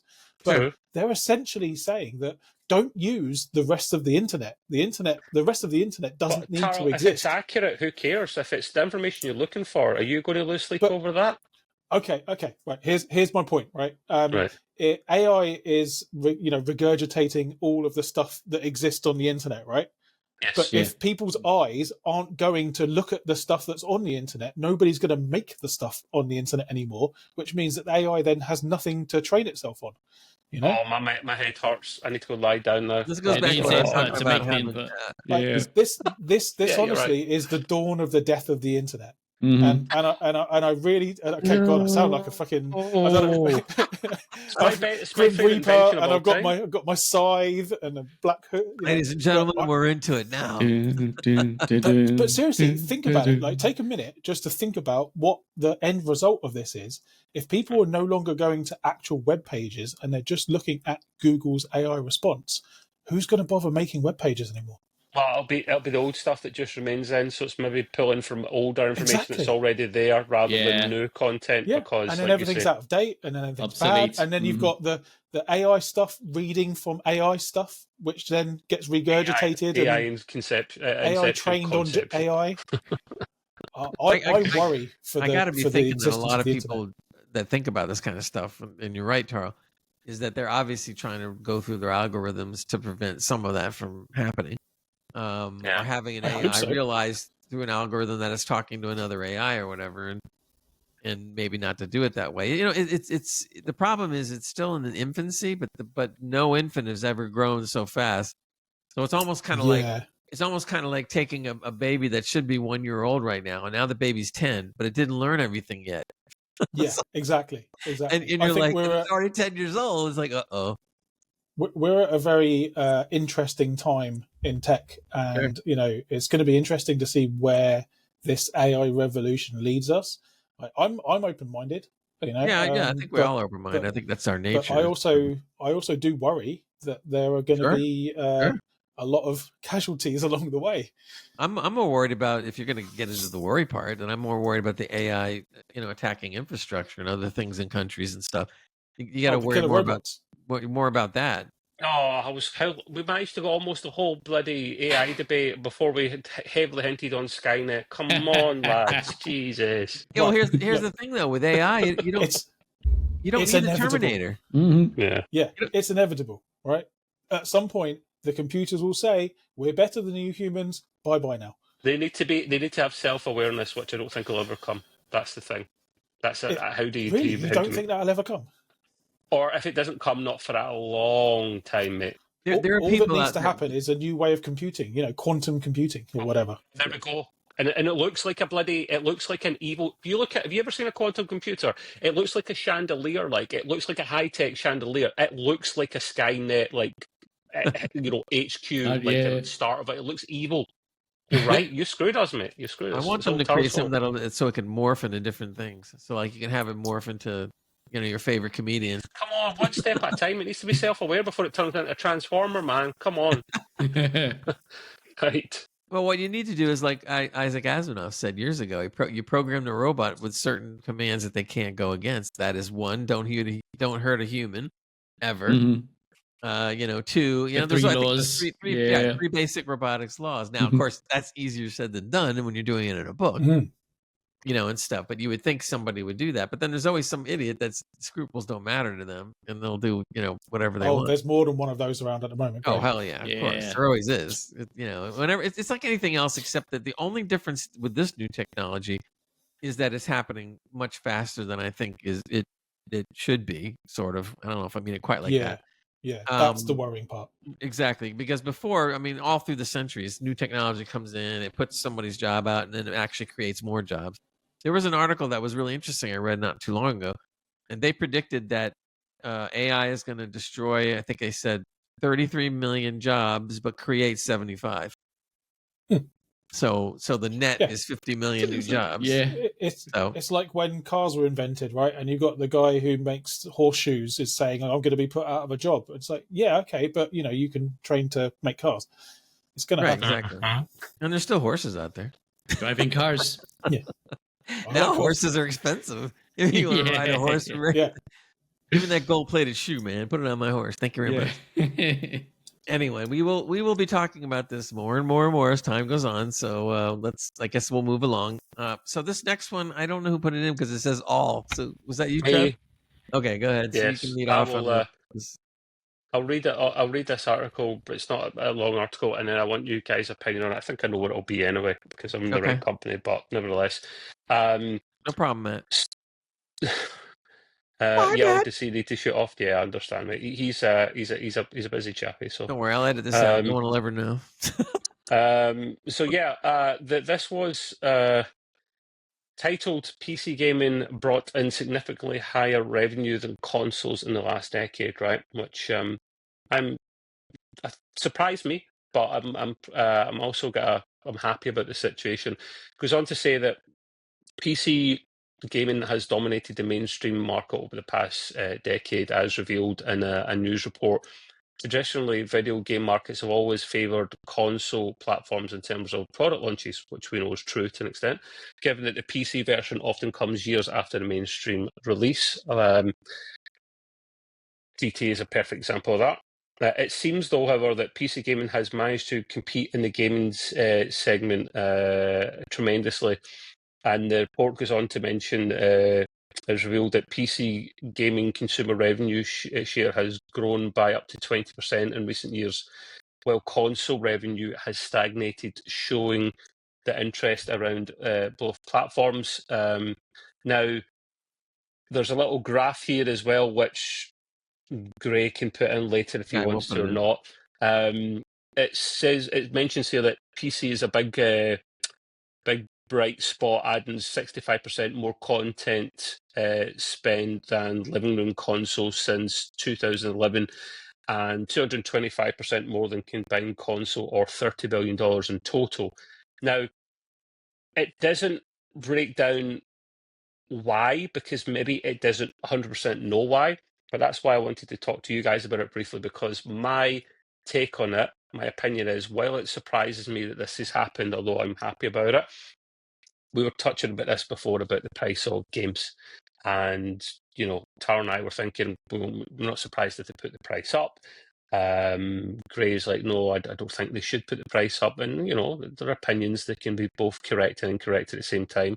But if you look at PC games, for example, right in the UK, a AAA title is £70 on console, $80 in the States. On PC in the UK, the highest a PC game usually ever is £50 or $60. Now, that's the highest. You'll get them cheaper. 100% you'll get them cheaper. And I think that's one of a few reasons why it's more competitive. Gray and I have said this for ages. The value you get from a PC, yes, you have to spend up front to get it. That you can get good deals. Go to Tarl's website; he'll sort you out on a good gaming PC for a reasonable price. You'll get cracking deals there, and the amount of cheaper games you get early access games, and I know consoles get early access games as well now, but that's more of a recent thing. PCs have had that for a while. One of the best games I've ever played is Enshrouded. I paid something like £22 for that, and fantastic value. You just don't get that same value on console, and if you do, it's years later in one of their sales.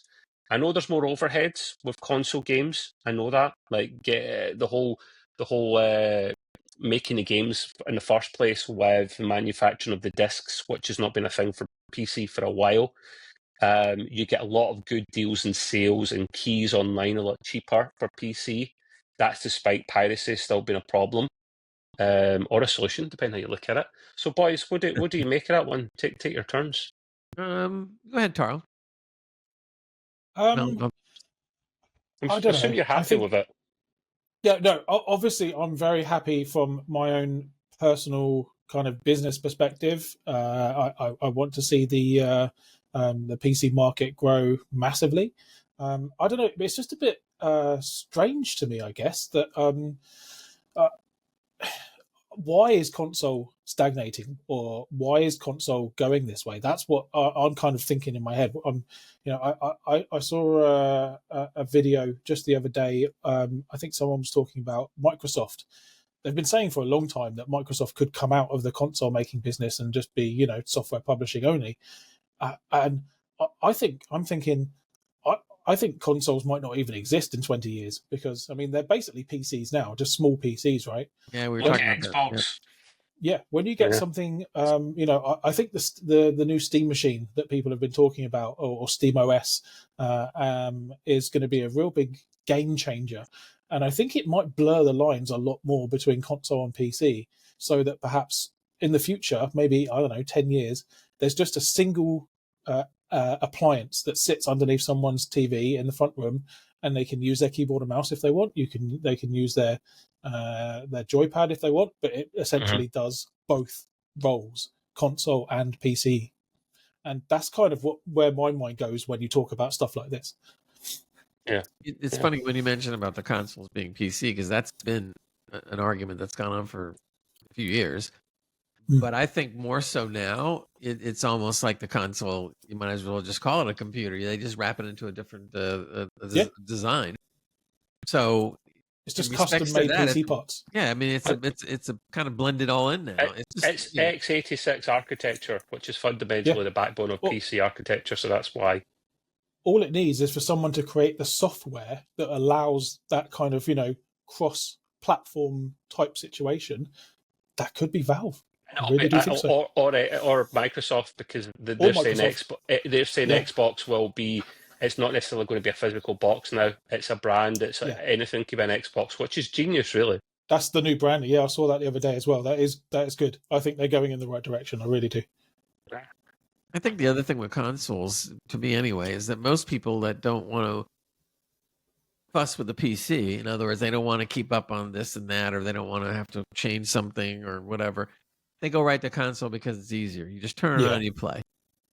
So for those kind of people, and there's nothing wrong with that, for those kind of people, consoles are always going to be the way to go, because they don't want to do anything different. That's the obstacle that needs to be overcome, isn't it? For that kind of utopian and it's situation. A convenience factor. But for us, and not even people maybe that are high end like us, but even people in the middle or even low, they don't have a problem with wanting to get a graphics card to do something better than the console can. They like to do a little tweaking, and I'm only talking about the ones that don't massively tweak things like we do sometimes. So they're just the ones that want to do some basic tweaking. They can't do it on a console, but they can mess with it on a PC.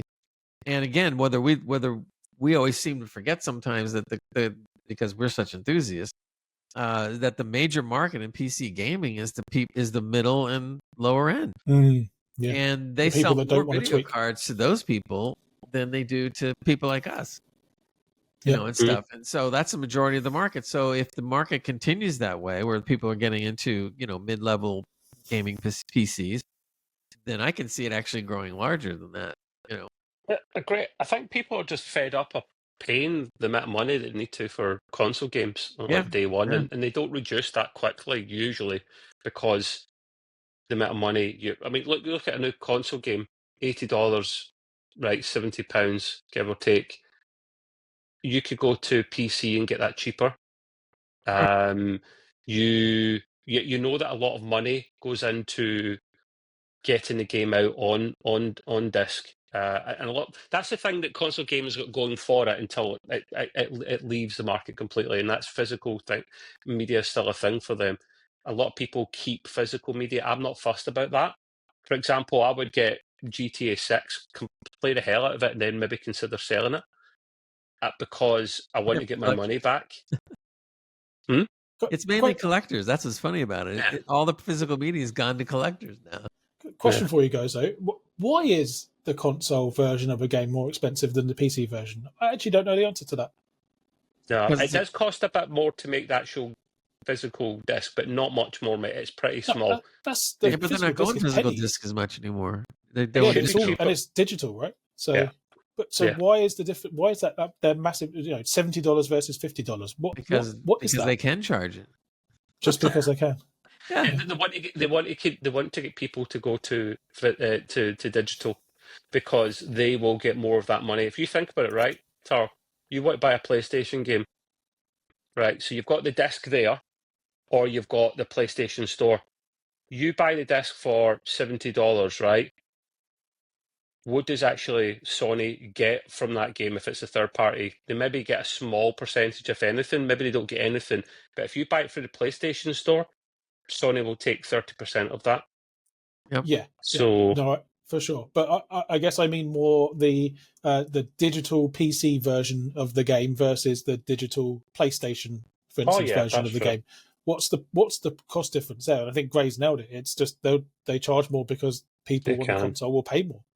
They can, yeah. Well, now we've been used to not having recording and stuff. So we used to have not having physical media and PCs for a long time. I mean, I do just about vaguely remember discs on PCs and whatnot, but it's not a thing. I've not plugged in my DVD drive for a long time. I could pull down.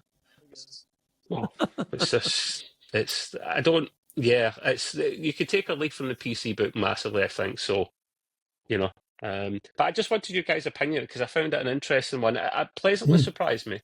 I didn't expect that at all. Because why do you think Rockstar are making the console versions beforehand, before the PC version? Because it's more profitable. But this article is just putting the kibosh on that to an extent. So it says that the market is down, but what's the size of those markets? I don't know that either. I'm assuming the console market is massively more. Oh, well, yeah, exactly. Otherwise you wouldn't be getting Rockstar doing what they're doing and making that decision, which doesn't happen often, but sometimes they do that. Oh, Gray just froze in a kind of really weird angle there. That was hilarious. I don't know if you over here. You look like you had a happy face. Let's put it that way. I'm conscious of time as well, Gray, if it's all right. I'm just going to jump on with some of the gaming news there. After that cool article. So we've got a couple of things to mention as well. There's no point in playing the trailer at the moment because Gray will add it in later. But there was a Xbox developer conference recently, and they showed 4 games. I cannot be bothered with any of them bar Doom the Dark Ages. Maybe that whole bloody Southern States in the Swamp game, whatever the hell that's called, Gray. Maybe he's a good laugh. Yeah, but I could not be bothered with the rest of them. Ninja Gaiden, the new Ninja Gaiden game would be pretty cool. Not my cup of tea. Not mine either. That's the one I wouldn't bother. Yeah, and they've shadow dropped one of the old Ninja Gaiden games. Was it 2 or something? I think anyway, on future podcasts, maybe the next one we'll talk about the other 3 games. But obviously, the thing people were waiting for was Doom. They're all just like, yeah. Well, the thing is, right. The thing that surprised me the most, and I'm pleasantly surprised, I wish this would happen more. This is the thing, right? id Gaming announced this game coming out. They said last year it was coming out. It was only a matter of months ago they said this was coming out, right? Was it the Summer Games Fest or the Autumn Games Fest? I don't know. It wasn't that long ago. Right. And then just days ago, they say, right, this game is... They did say it was coming out in 2025. You think the worst. You think, oh, yeah, second half of the year. Yeah, probably, If we get it before autumn, fall, great, bonus. No, May 15th. May 15th. How close? I wish more developers would do this. Just keep it closer to your chest. You need so many months in advance for marketing, build up hype. I get that. And that's what you've got here. Less than 6 months. Love it. So May 15th, that will come out on Xbox Series X and S, PlayStation 5 and PC. Game Pass as well on day 1, which is amazing. Players who pre-order any edition of the game will get the Void Doom Slayer skin at launch. which is, I'm sure Gray could dig a picture. In fact, he'll just probably play the trailer because the trailer's cool. But there are different versions of the game. Of course there are, and we touched on this before. We touched on this before about different versions of the game.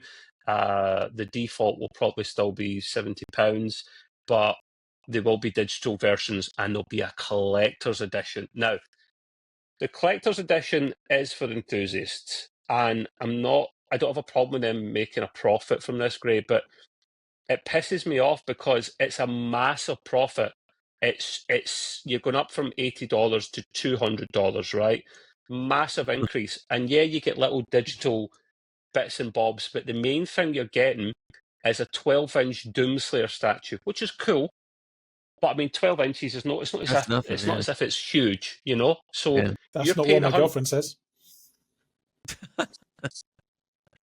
Yeah, you're still happily in a relationship, so let's put it that way. Like a Tarl on the bottom, he goes, no to pre-orders. If you think of the digital bits and bobs, the goodies that they include, say that's the $100 special, right? Because you get premium editions before you get the collector's edition. Say it's $100, so $20 up, you get digital bits and bobs in there, right? You're then marking the game up approximately 50%. For a bloody 12-inch statue, get a grip. Yeah. I mean, I want it.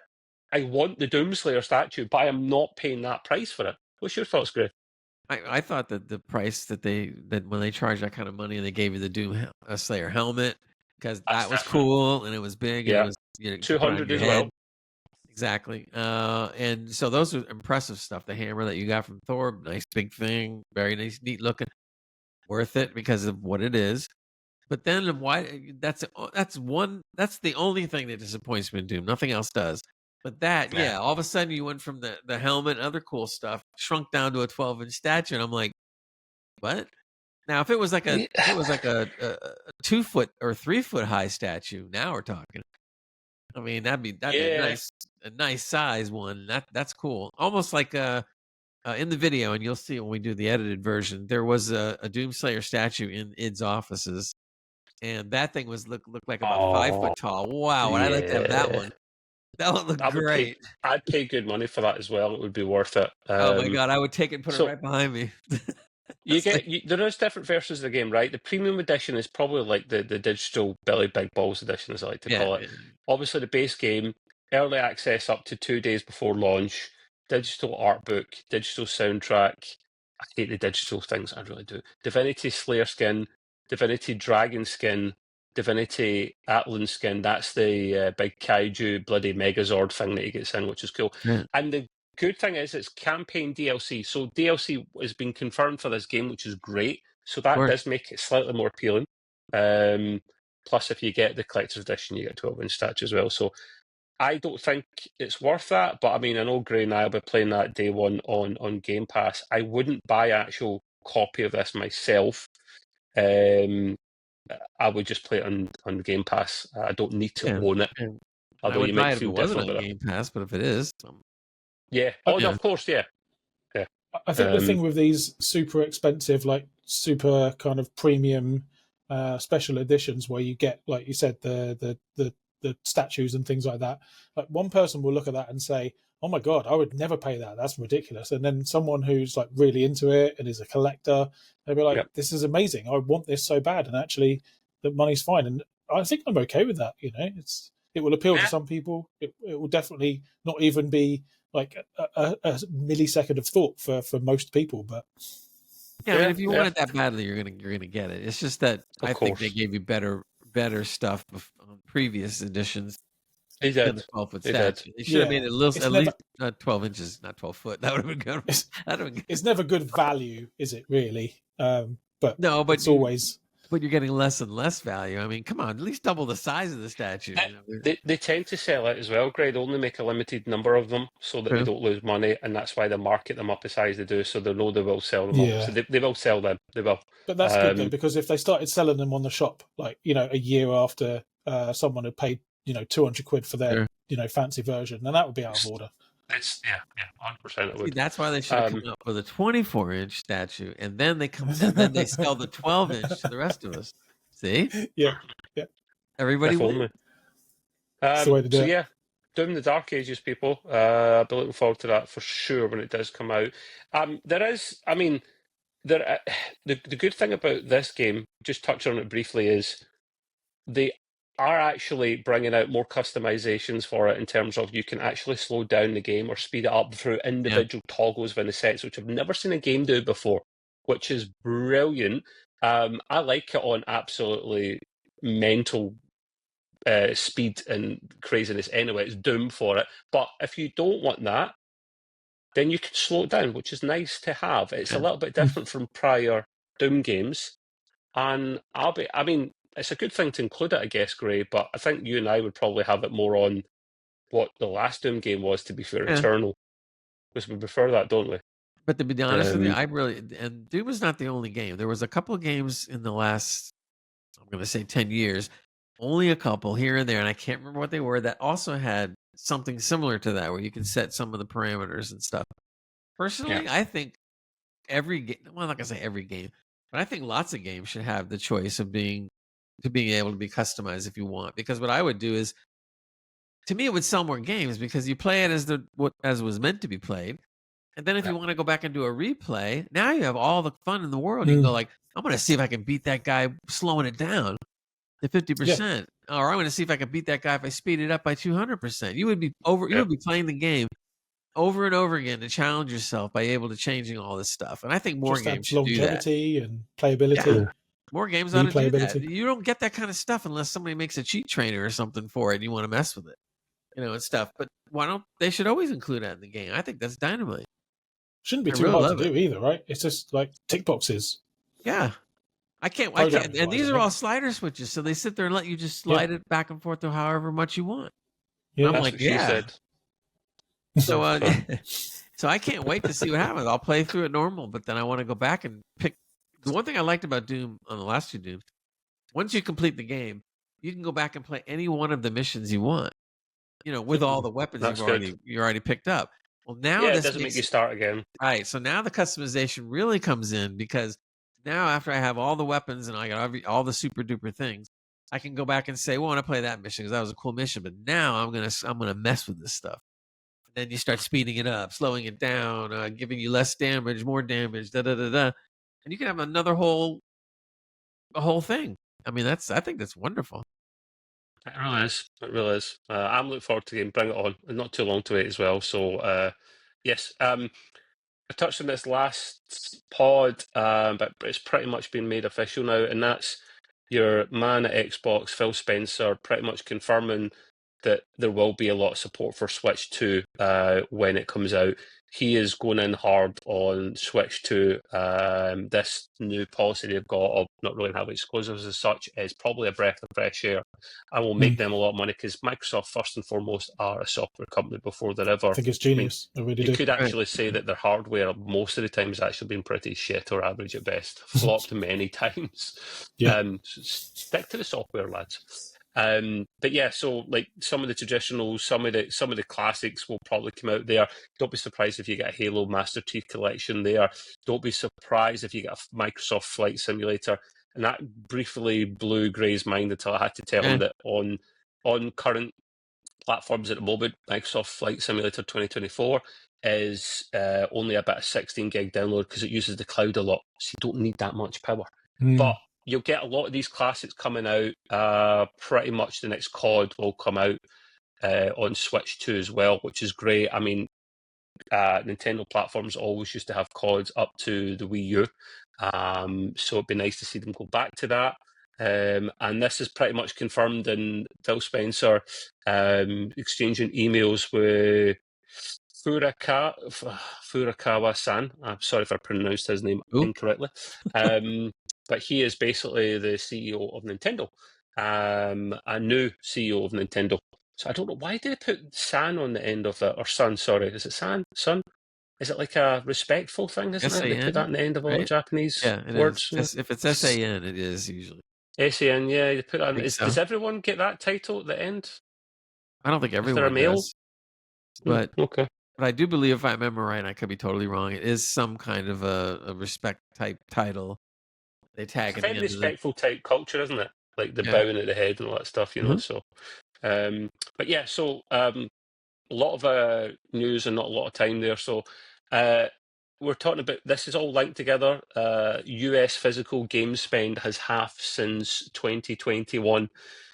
Box game spend is down more than 85% since its peak in 2008, according to Circana data, which that's pretty important in the States. I don't think that's a Circana surprise, data. really. I'm surprised it's only 50.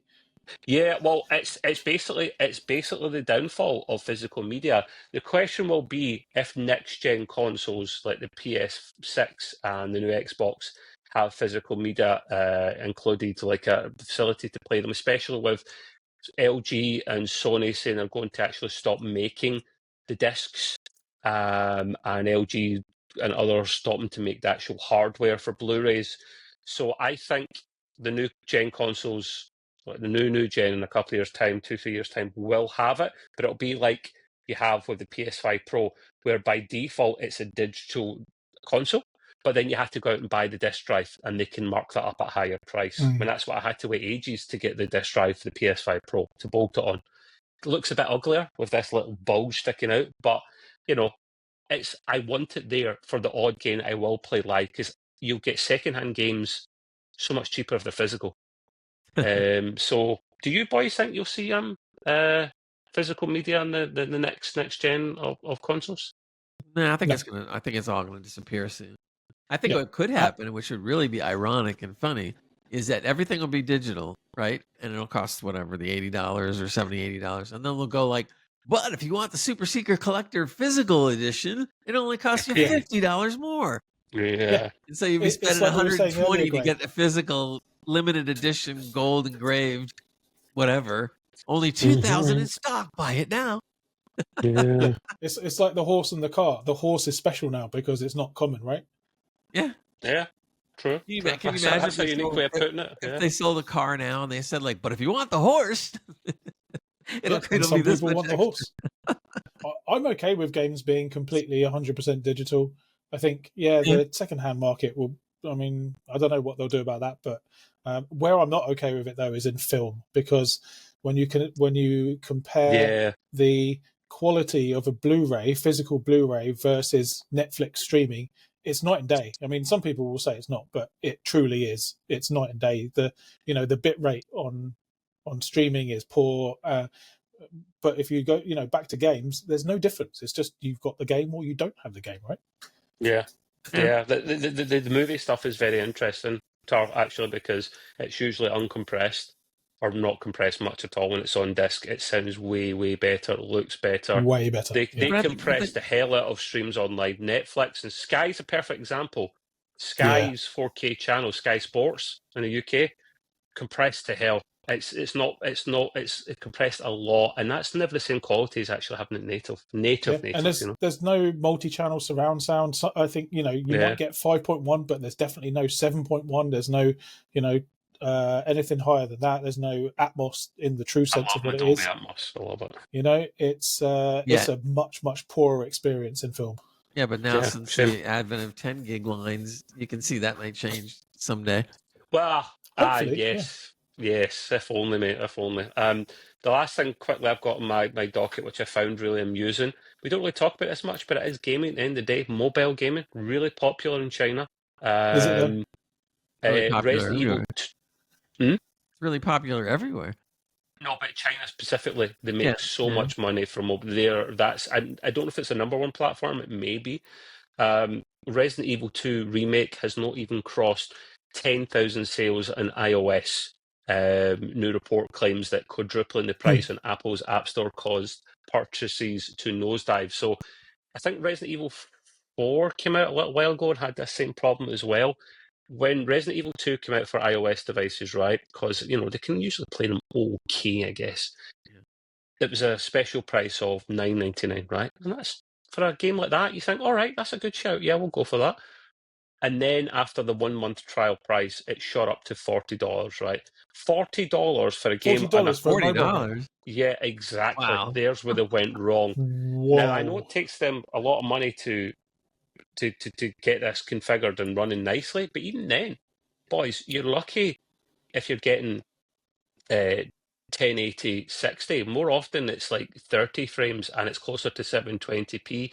Now on a screen that small, you're thinking that's all you need, but you want more value for your money. And at $40, I think they've answered their own question as to why this is flopping. Yeah, right. It's, I mean, when you're talking about a PC or console game being $100, I'm like, yeah, okay, that's pretty high. When you just said $40 for a mobile game, that has blown my mind. And with the touch controls are horrible. Like, I don't really play games on my phone. There's a little silly game I play at the moment called Monopoly Go, because for one, I don't need to put it in landscape. I can hold it horizontal and I can play it for a few minutes and then turn it off and then put it on again later that day or next day. That's fun, that's quick, it's a free game and that purchases. But a game like this, touch controls are never, this kind of game should never have touch controls. Yes, you could plug in a controller. And if you're plugging a controller, you might as well go for a console. Playing a console then? It's just not the right kind of game for a phone, is it? No. Really I saw probably about 6 months ago, I saw Assassin's Creed, I think it was Mirage, ported to mobile on the phone. Now, I only have two things to say about it. When I watched the actual footage on YouTube of it, I was amazed that they actually were able to get that game onto a phone. So as far as that part of it goes, I was really like, wow, that's impressive to get it onto a phone. But once I saw the game playing and stuff like that, I'm going like, no, that ain't for me, man. I mean, it's just like, there's no comparison. I mean, it doesn't move like it should. It doesn't do anything like it should, really, to speak of. Yeah. But, so I don't know. I guess it's for people that really think they're going to want something like that. I don't know. The majority of sales for mobile games tend to be what I call the mindless games, not in a bad way. I play one or two of those mindless games on my phone once every so often, just because it's easy and it's fun and it's quick and it's whatever. You don't have to use a lot of brain power for it. So doesn't surprise me that the market actually is much bigger than PC and console. If you remember the chart we had up before when we were talking, it's much bigger. You saw the mobile market; it was like 80 billion. On the PC market was like 30. So you're talking about triple almost, and stuff. I mean, we missed the boat, guys. We should have come out with an app a long time ago. We'd be millionaires now. And when you consider that all these mobile games, they're built around all the microtransactions and the different currencies and all that kind of stuff. Like, again, $40 for a mobile game. Fucking hell. Yeah, it's nuts. It's nuts. It really is. That's what I've got for news on my end. Great. What I need to do is I need to drop off in a few minutes. However, I would love you, if it's up to yourself, to please carry on with the little bits of news you've still got, and then in a few minutes I'll just quietly drop off and you just finish it off as is. I think what I'm going to do next week, just so you know, Trevor, I'm going to hold off on the DLSS and losses scaling for next show, because we need to talk about that a little. Yeah, sure. We don't have enough time. Sure, but you can do your game news and I'll quickly just drop off and then we'll. Yeah, no problem. One thing I was going to talk about going on to some game news is that everybody and the guys here have been bugging me like, you bought the Meta Quest 3 months ago. Why haven't you started it? Why haven't you put it on? Why are you playing games with it? Aren't you? So finally, I not through procrastination, just through one thing or another, I started on it, and then 2 days ago, I finally put it on my head and played like the first game. I forget what it was called, but it was a VR game that basically scanned the whole room, and then as the game plays, it looks like pieces of your roof are falling out, and aliens are getting in. These little furry looking creatures or whatever. Oh, I've got that. Yeah, and you That's basically shoot them, and because I've never experienced it before, I just was sitting. I was like cracking up. I couldn't believe how cool it was. I mean, that's augmented reality. So interrupt. Yeah, augmented. Is that when you see both, and it's like in your room, and you're like, they're coming through my window, man. No, and then you realize that's cool. The thing that amazed me, and I know that some of you guys have already had the experience, but the thing that amazed me was that when it mapped out the room, and I mapped where I'm sitting right now. I have 3 monitors, a computer, my desk. It's not conducive to moving around too much, which is okay because I don't want to move around too much. But the point is that it also scanned all my walls, the roof, the door that's way over there, and the other walls that are way over there, and all the shit behind me, right? So once I saw it scanned everything, which is really cool looking, I said, all right, I wonder how this is going to work. And the cool thing was that the game took anything from anywhere and did stuff. So I saw a piece of the floor open up, and I saw these little furry aliens coming out of it. But here's the thing that I thought was really cool. It knew that there was a desk there. So you see these little critters like moving back, like they're trying to hide under my desk, and I literally have to go like this, under the desk to be able to shoot them. And then there was also another table. Like I have another little side table over here, with my third monitor on it, and there was ones hiding behind the desk down on the floor, and I'm sitting there going like, trying to shoot these things. I thought that was fabulous, man. It was like great. I really liked it. I've not been much of a VR or AR gamer myself, to be honest, but I think there's some real good applications for it. Just really gives developers the chance to just go all out and do cool stuff. But Sure. I think it's not quite there yet. Do you know? It's not... I mean, it's the only reason I bought them on the Quest now is I felt that now I think the technology has come far enough that I can enjoy it. Whereas before it's kind of like, I need it to be at a certain level. The thing that's missing for me is movement, because you still have to like teleport from place to place, right? And that kind of brings me out of the experience. And did you see the film or read the book? Oh God, I forget the name now. The one with 80s nostalgia, and the guy lives inside the Oasis. It's the video, the VR game. I'll take your word for it. Oh, okay, well, they've got this Ready Player One. Oh, yes. Okay. So they've got the sort of thing that they stand on, and it allows you to walk and to run in all different directions. And I think there's some companies have brought something out like that, and that's the thing for me that's missing. Once that is kind of standard in the home for everyone, that's when I think VR is going to blow up. I mean, I barely scratched the surface of this thing, so I know people that are listening to this right now going like, "Heck, I'm a pro at this." Like, I'm not yet. No. But what I was mentioned before last week was I didn't buy it on the intention of gaming with it. I'm not saying I'm not going to game with it. I will, but that wasn't the reason I bought it. I wanted to get it because I want to be able to experience going anywhere in the world and looking 360 and imagining at least the best possible that I'm actually there, because I know there's no way in hell I'm going to get to these places in my lifetime, and stuff. But if I can be there through that, so now I'm starting to do research on what films and VR videos that I can watch, because some of the stuff that I've seen, people say like, "Oh, this is great." So I go look at it and I go like, "No, that's not great," because I could tell that it's film mixed with generated images. Yeah, I don't want that. I want the real thing. As if I was standing on top of Mount Everest or whatever. I want to look at the real stuff. I don't want any manufactured crap. I just want to see what it's like to the best of my ability if I can't actually be there. Imagine being able to walk up Mount Everest in VR and for it to feel real. Sure. That'd be incredible. And I think how far away are we from that? Oh, well, we're probably not that far. I mean, right now they have tactile, they said. I didn't experience it yet, but there was this travel game where you went to like the Grand Canyon, let's say, or whatever, and you look down, and you can pick up a rock, and then you can throw it into the canyon, and it's real. Like, you see the rock going all the way down to the bottom of the canyon. I'm like, well, that's cool. It was something different. So it was really nifty. So I did enjoy that. So I can't wait to start really getting into it more and try to really see what else can be done with it. But it is pretty cool. I think technology has come a long way. Yeah, I think so. I think it's got to the point where I'm considering getting into VR. And I think for me, the big thing is going to be, so I like racing games as well. But I haven't played racing games so much recently because I've been wanting to build myself a proper racing sim rig. Okay. But you know how you would usually see them though with like the multi-screens in front? Sure. People are building them now more with VR headsets because they're so good. The refresh rate is so high, the quality is so good that you can play one of these really high-end races like, iRacing or Assetto Corsa, and for it to look, with a hefty piece of machinery behind it, really, really good. And that's what I'd love to do. I'd be very excited for that. Well, Tara, we've come up to right against 2 hours, so we're going to get going. I appreciate everybody out there listening to us. We will be back on again next week as well as we usually are. So thanks very much for participating, and we will see you on Extreme Gaming Podcast again next week. So everybody say goodbye. Thanks.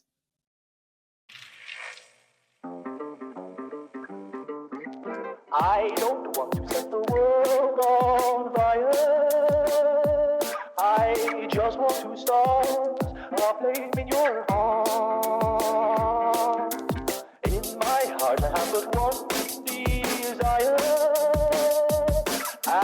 that one is